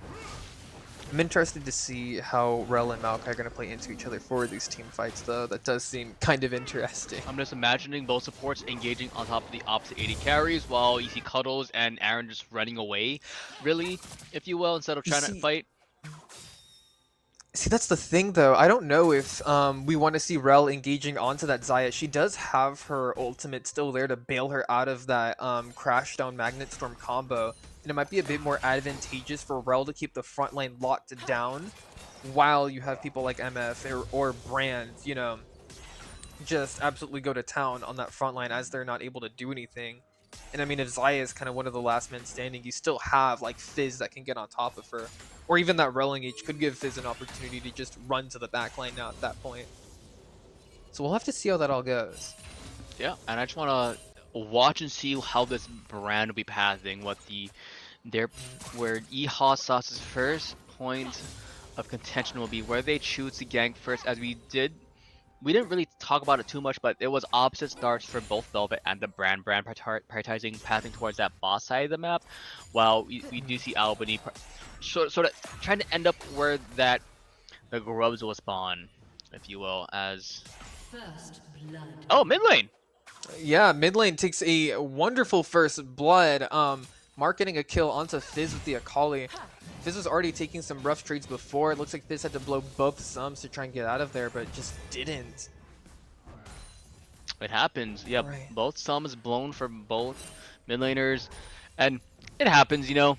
It's still early on in the game, and with Mark also not having the summoner spells available, you can see if Brand will try and look towards mid lane now, but is gonna get spotted out by the Maokai. Yes. And wait, it looks like Rel's gonna use full tilt to try and collapse in onto the Maokai, and that the wall. Xayah unable to find the Shattering Strike, but it was a pretty good and fast rotation into there. Maokai's gonna use the Twisted Advance onto Misfortune. Exhaust goes onto the Xayah, and Exhaust goes onto MF as well. Shattering Strike lands on both bot laners. Brand's gonna show up here.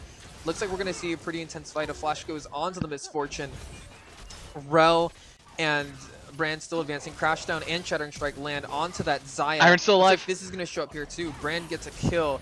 Title Trickster goes on to that Maokai, killing him. Looks like Rel and Fizz are going to continue to fight, and they're going to go after this Akali. Shattering Strike lands onto the Akali. We see Fizz uses Q to get on top of her, and they leave it there as Bel'Veth comes in. Looks like there's still action in that mid lane. Looks like Bel'Veth wants to continue advancing. Is going to use her Royal Maelstrom, but it gets dodged by the Title Trickster from Fizz. Bel'Veth has to flash out. What a series of events there. Yeah, definitely. A lot of interesting, aggressive movement from both bot lanes. You saw Cuddle trying to get some deep vision, and Fun trying to get maybe like him to crash out on top of Maokai, but a little bit too fast going into the wall. And then just the Maokai going in as Brand back in the top lane, but nothing happening. They were spotted out, so they're just gonna chill, relax here. Yeah, I don't really agree with the Bel'Veth trying to move in there with the Akali for those two. I mean, there was a giant wave coming in mid lane anyways. Looks like they got a little just too ambitious there. Looks like Rel and Brand are going to take the Void Grubs over here in the top lane. Maokai, Xayah, and Bel'Veth responding by grabbing this dragon. I think it's smart in there for the Grubs. If you are going to be doing it as Rel, though, you should make sure you have your Q available when the shields come up for the Grubs, because your Q is going to be a shield breaker. There's only 2 shield breakers in this game, and as you kill the first Grub, that is when the shields do spawn up for the other 2. So that's why you want to use that shield breaker in place. Yep. But there's no contention, as you saw. The 3 members of the red team of UAlbany were on top of the dragon. And yeah, there it is. It was a Hex Tech Drake, if I'm not mistaken. Yeah, Hex Tech Drake was taken for them. Yes. Everything kind of resorts back to neutral. Akali a little bit down on health here in the mid lane. Is able to get that wave pushed in though, and will be looking to recall. The brand is definitely having a fun time with the gold department right now compared to the Yeah. Belveth. Pretty much the whole entire gold lead is just in the pocket of brand, if you will. Pretty much. And hey, that's a pretty good person to have that gold lead onto. Oh yeah, oh yeah. Now we see. I don't. Calm, kind of a bigger wave coming in through this bot lane here. Yeah, Cuddle trying to get some poke with the double tap if possible. Make sure chunking out deep before he tries to go in, if you will. But now they will be resetting to get some more items in their pocket. Back in the mid lane, a sort of slow push coming in from this Fizz. As top Garen's lane a little though. low here. It looks like Belveth is going to come in for a gank. We see, Garen ult ends up just absolutely cleaving that mountain in half. It was the Might of Demacia. They did get the knock up from the ultimate as soon as it went in, but it was a reverse knockup coming in from the Belveth, and it allowed Garen to get enough damage so that the ultimate indicator came in for the execute. So very smart gang. A lot of patience coming in from Nathan, if you will. Yeah. Super patient. I haven't seen too much on the map happening right now. No objectives up or anything like that. Bot lane, a pretty big wave's gonna come in there. Meanwhile, Fun is just being the second jungler, just waiting in the mid lane. We saw this happen the last 2 games. It worked well in game number 1, but game number 2 was a Title more... Trickster goes in. We see the Akali get dove on under the tower. She gets pretty low. That does not kill from Fizz's side, but interesting to use the Title Trickster to avoid Akali's E, actually, for that. Nice. I Because see it that. doesn't engage. I want to look at Cuddles. Actually, look at Fun though, getting a little bit caught out. Tries to the crash jump, but it's not enough. And here comes the bullet Looks like time. Bullet time ends up being super strong here. Wards off anyone from going any farther. They don't want to try and contest it at all. Yeah, Cuddles got a lot of solo EXP just because since Fun was roaming so much to help out the rest of the map, help out the jungler, help out the mid laner, and now it lets Cuddles slowly get more ahead, as you did see Aaron and D trying to shove in the waves more so compared to the opposition, and it lets him build up this small 2-wave lead, if you will, as bot lane Aaron Gets engaged on. It looks like Crashdown's going to go onto the Belveth. Stops her from advancing for a little bit. Shattering Strike also lands. Keep in mind, Rel is in armor Brand's form, here. not able to move too fast. He's full tilt. Brand is here. Lands the ult onto the Belveth and onto the Maokai. Looks like we're not going to get too much action here. Actually, Brand flashes in, but so does Maokai. he's Unable to solo. get any kills. Looks like MF pushes pretty far, not able to get any kills under that tower. Akali is going to roam down here, wanting to get a kill onto this Rel and possibly this Misfortune. Looks like full tilt gets them out though. It looked like Cuddles used their Q to try to get more damage on top of Maokai, but if they did hold it off and wait until Verdicent was behind the Maokai, that could have been enough damage to secure that kill, but it's the little things that you don't think about until it's over, really, if you are... Ooh, it Virginia Wesleyan. looks like we're going to see Fizz waiting for a play on the grubs here. Potentially. It looks like Nathan's Rel kinda is stuck in coming up the- too. Akali's also going to rotate. Belveth is going to be there as well. Maokai is also looking to show up for these grubs. They are all wanting. We see Vizzle go on. Title Trickster lands. We see massive damage onto the Akali's. Crashdown also goes on. Execution goes off on the Fizz. She uses Execution to try and get out. She is incredibly low. Garen shows up here by himself. Gets tilted, gets Malphite ulted up into the air, just stunned by Brand now, has to flash out. He gets He's just out. low. Fizz is still chasing him, flashes onto him. Oh no, but it looks like he uses the blast cone. It takes Fizz over as well. Title Trickster lands and Garen goes down. Alright, we like to see that, as now this should be the time where all 6 grubs go in favor of one team, and a little fortunate, used the Q a little bit too early from Fun, so they didn't get the shield break on top of the rest of the grubs. As yeah, that'll be all 6 grubs in favor of one team, as bullet time should be available if they want to use it. Fizz coming down, so they want to fight this dragon, as it looks like. Yep, it looks like they're looking. Virginia Wesleyan is going to look to contest this dragon from UAlbany. Cuddles needs to get We'll over. see how this goes. Nature Nature's Grasp is not going to be online because Maokai's not level 6 yet. So, Oh, not much Cuddles. intentional control. Crash down whiffs. It looks like Fizz goes all the way in, ends up dying for that actually. The left goes down, bullet time comes out, does a lot of damage. Brand's W absolutely demolishes Maokai. It's like Virginia Westland's gonna try and Watch finish Akali. the drag here as their jungler's up. Shattering Strike goes onto the Akali. It looks like they end up smiting the dragon and they get that Cloud Drake. They're still getting chased after though by this Akali and by this Zaya.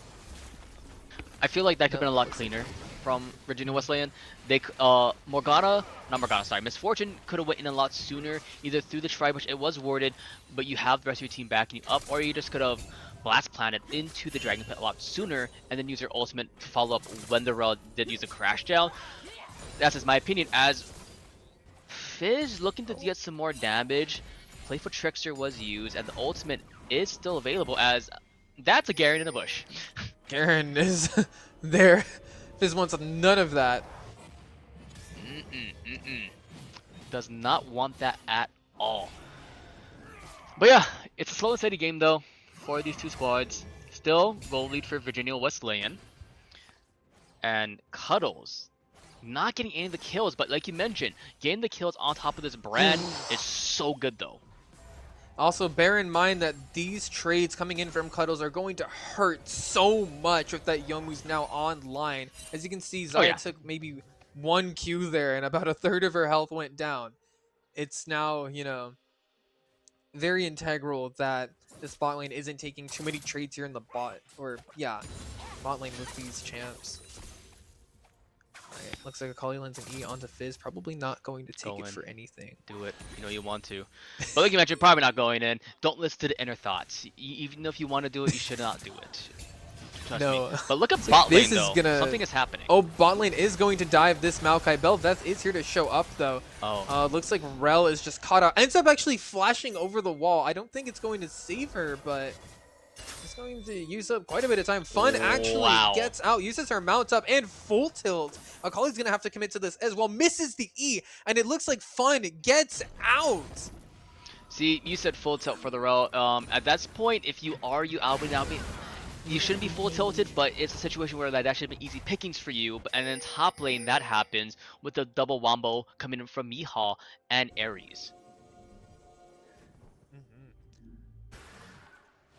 And that should just be an easy herald take for this brand. Bel'Veth just pushing to that bot side. Can't do really much anymore because Nathan did, you know, get eliminated there in that top side of the map.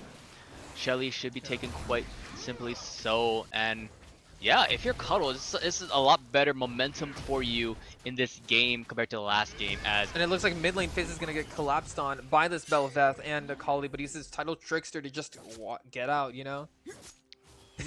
I love the little grumblings just running at them, sprinting like, I want to fight too. Looks like because of that gank, Akali has a little bit of pressure here to end up pushing in this wave. Oh yeah. I want to see the item differential now on the top side of the map, just because how much pressure has been happening from both of these. Yeah, just it's not a fun game for them top lane because there's so much fighting happening, and a lot of times they're not able to get enough minutes in their pocket because either junglers coming up, supports, or mid laners that they're able to farm for themselves, or they have to prioritize other things. So that's why you don't see any of the items just yet. As there goes. Ooh, it looks like we see Rel go in. We see the Fizzle come out. Execution tries to get used by the Akali, but Title Trickster catches her out. She dies. It looks like Shelly's gonna come out. It's the right way. Like Fund is gonna ride it into the tower. It crashes into it, dealing almost about half its damage. Garen's gonna collapse in onto the brand though. Nice flash. He flashes out. Rel is here, lands the Shattering Strike onto the Garen. Looks like when he's flashing for the wall from Bel'Veth, Nature's Grasp ends up coming out, lands. We have a 4v4 situation here, but not quite. Brand and Fizz both to go down. Malphite. MF is here with Malphite and Rel. Looks like Albany is kind of low here. They should be careful about fighting. It's like MF's gonna push up. Not much. Looks like they're gonna disengage from that whole fiasco now. I do want to point out, I believe bullet time was cancelled early just because of the Nature's Grasp.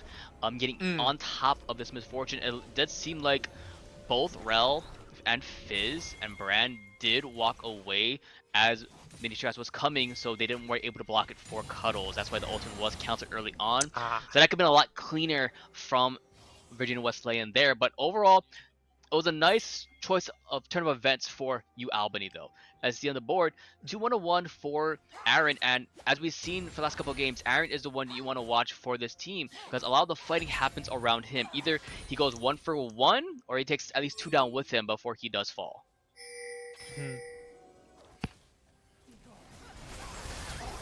Okay, it looks like we're going to see a pick go onto the Brand here.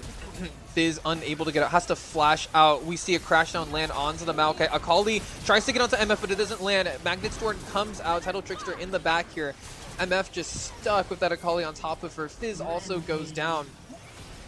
And it looks like Rel tries to Shattering Strike to get Bel'Veth away, but she falls. Talk about a series of good events. That was a series of very unfortunate events for Virginia Wesleyan, but a series of very good events for UAlbany. Like you mentioned, Misfortune trying to get a good position in for him. Bullet time did come up, but Akali was on that flank mark in making sure that Cuddles was in that pit, and with no flash available, it was a easy pickings as right after, you know, Yeehaw got caught out in that mid lane as well. So a lot of good things happening from the mispositioning of Virginia Wesleyan for UAlbany, as back in the top lane, still looking for those pickings if they are able to. I believe they should have enough gold for their first item for each of these characters. As you see for Malphite, this, you know, he has a little bit of everything, trying to go for that Sunfire, trying to go for that Thornmail, you know, trying to go for a little bit of everything, if you will. Yeah, these engages by Rel too are a little bit trickier to get off onto this team. The Bel'Veth knocking up, the Maokai Nature's Grasp, and his Twisted Advance do really prevent that crash down from coming out. And what we could see to change that up a little bit is probably a Shattering Strike first, or perhaps like keeping that up before a flash and then using the crash down ultimate. Looks like we're going to see Maokai will go onto the Garen here as he's trying to fight, probably aiming to kill here. Brand is nearby. It looks like the Fizzle ends up landing on there. Tidal Trickster lands under the tower onto that Garen, and he dies. And like you mentioned, with how the team fights have been going, it's really hard for Virginia Wesleyan just because how the team composition works. You have the Raw, you have the Malphite. Like Bel'Veth is gonna try and go in. Malphite has to flash out.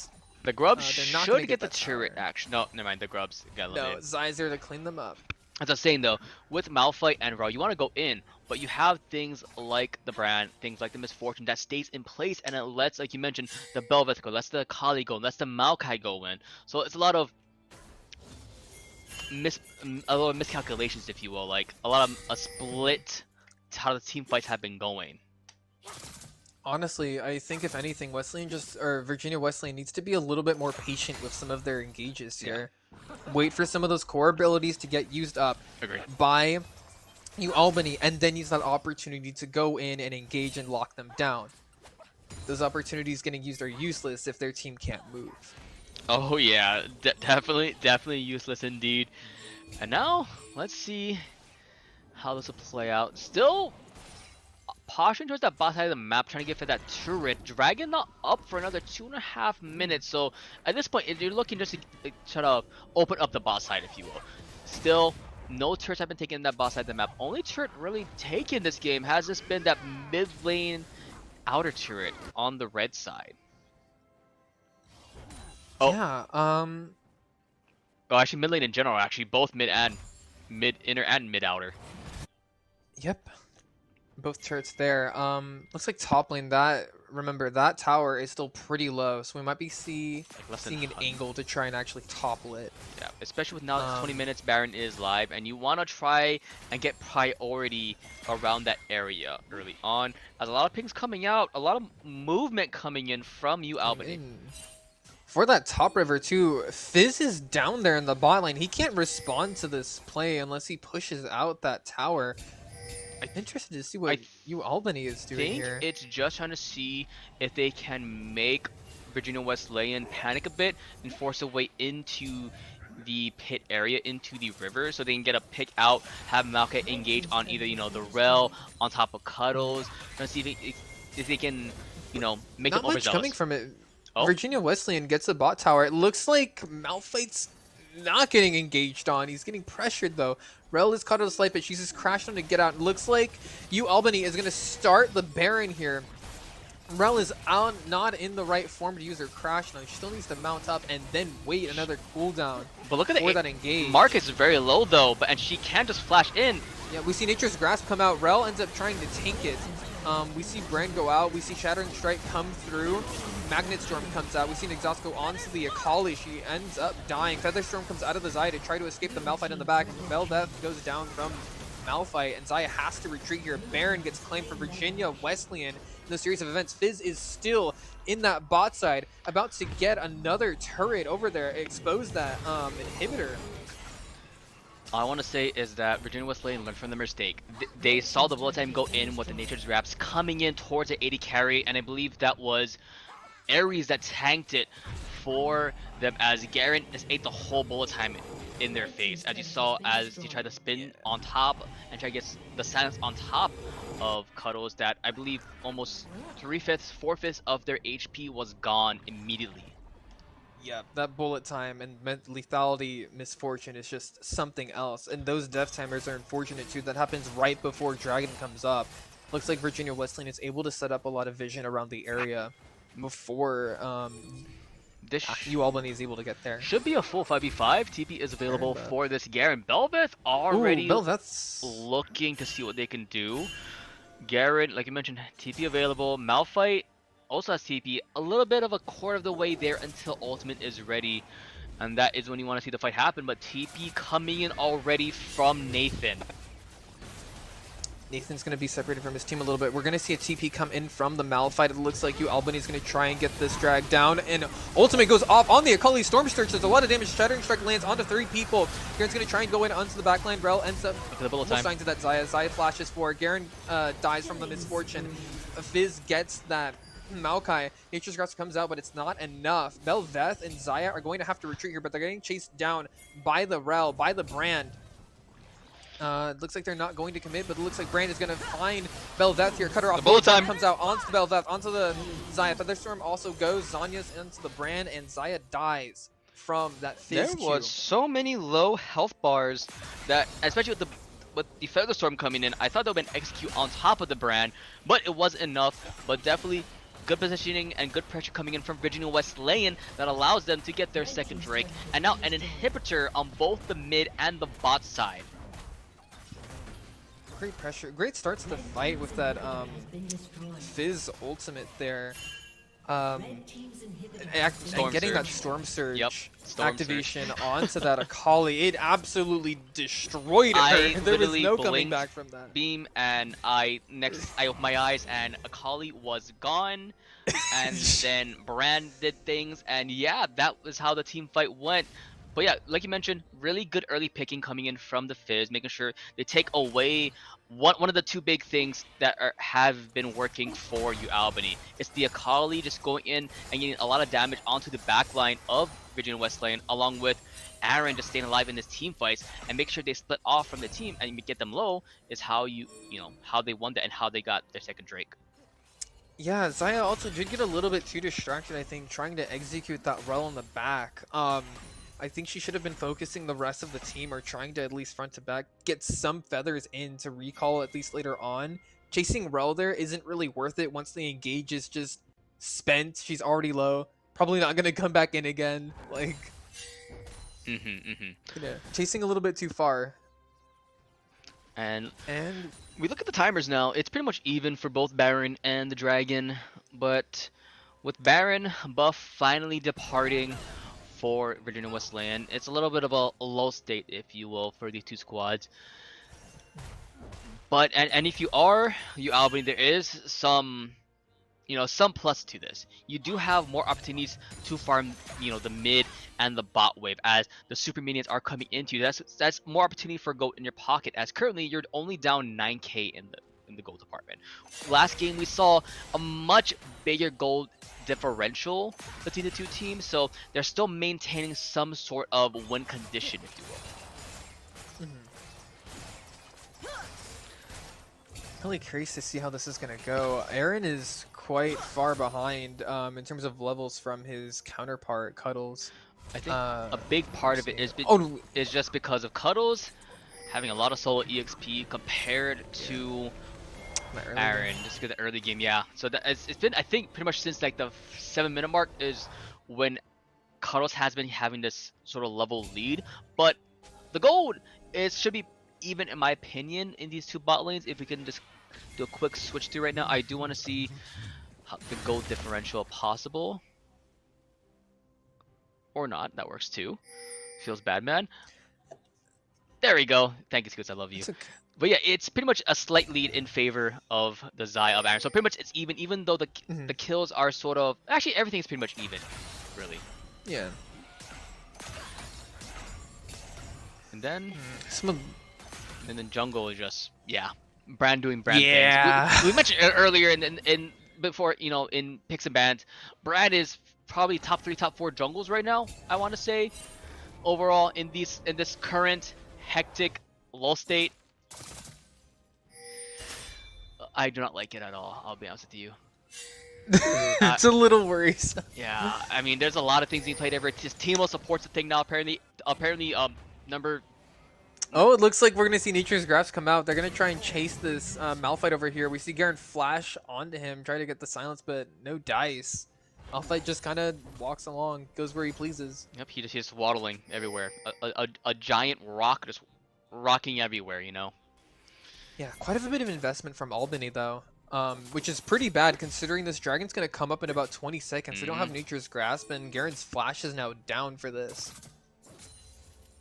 Yep. This might be a very good opportunity for Virginia Wesleyan to take command and engage in on them here. We see Brand get a nice WQ combo onto that Maokai. He's now half HP. Yeah. It looks like Albany's going to call for the Baron as Virginia Wesleyan goes for this Mountain Drag here. That's a very ballsy call, in my opinion. With the Baron, they're able to push more in that bot and mid lane. Uh-oh, it looks like Rel and MF are going to walk up, run to that Baron as fast as possible. They're grouped up looks too. like Virginia Wesleyan realizes what they're doing.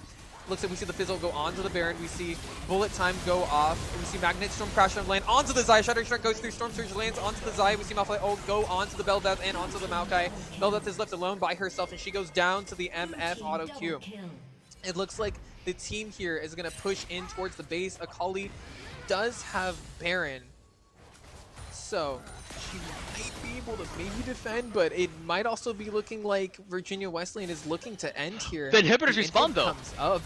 That's So they're gonna. Oh, but the Void. Oh. As we said in the beginning, they're just gonna be dealing massive damage to these turrets. we got 10 seconds left. Trying to expose the Nexus here. Akali goes in with the execution, uses the E, but it gets onto the wrong person. Executes the Fizz actually, but ends up going down to the MF. The lethality is too much. It looks like they're gonna go and end the game here. Virginia Wesleyan taking the dub. That was an ending. When I was told in our main broadcast earlier on Esports U main channel, the same thing happened. One team took the Baron, and the other team ended the game. They didn't matter. And with how the wave states were already, and like we mentioned, they're just grouped up in that Baron pit, and it just let Virginia Wesleyan, do their thing, engage. And Malphite ultimately got knocked up 2 or 3 people, and yeah, that's all she wrote really. Yeah, incredible fight there from Virginia Wesleyan, especially those engages from Malphite and Rel respectively, locking down that Xayah, letting Fizz immediately just go onto her, activate that Storm Surge, letting MF clean up the other two from Malphite. Maokai and Bel'Veth couldn't really do too much at the very end there. Even though they had Baron, they lost a lot of control. They had no cooldowns to work left with, no health at that point to work with, and Akali wasn't there to support them up for that fight, so there was just nothing they could do. Akali couldn't defend base of the Baron. There was just way too much of a siege happening from that team. Indeed. But yeah, what a game to see for these two squads. And I believe right now for the overall standings, I believe both these schools should be 1-1 now, 1-1. So, very good. This it's still early on. It's only week 2 of 7, so they still have more games to play overall in this ECAC contenders division. Yeah, please continue to support them. They were both really great today. But yeah, amazing shout out to both School of Virginia Wesleyan and University at Albany, and of course shout out to our whole production staff, of course to Yanbon in production, along with Cool Scoots, the amazing observer from Esports U, and of course to all these student catchers that were able to cast today. Daguda, who was amazingly in game one, along with of course Beam here, my fellow co-casters. Shout out to them, and of course shout out to you guys for Yo. watching, and of course that is it for today for this week at Esports U. But we're here every week on main channel from Monday through Friday. There'll be a stream happening starting at around 8 p.m. Eastern time, and of course on Esports U 2 we'll have broadcasts on Thursdays and Fridays starting at 7 p.m. ET. But that is for us, and we'll see you guys next time. Have a good night, and see you soon.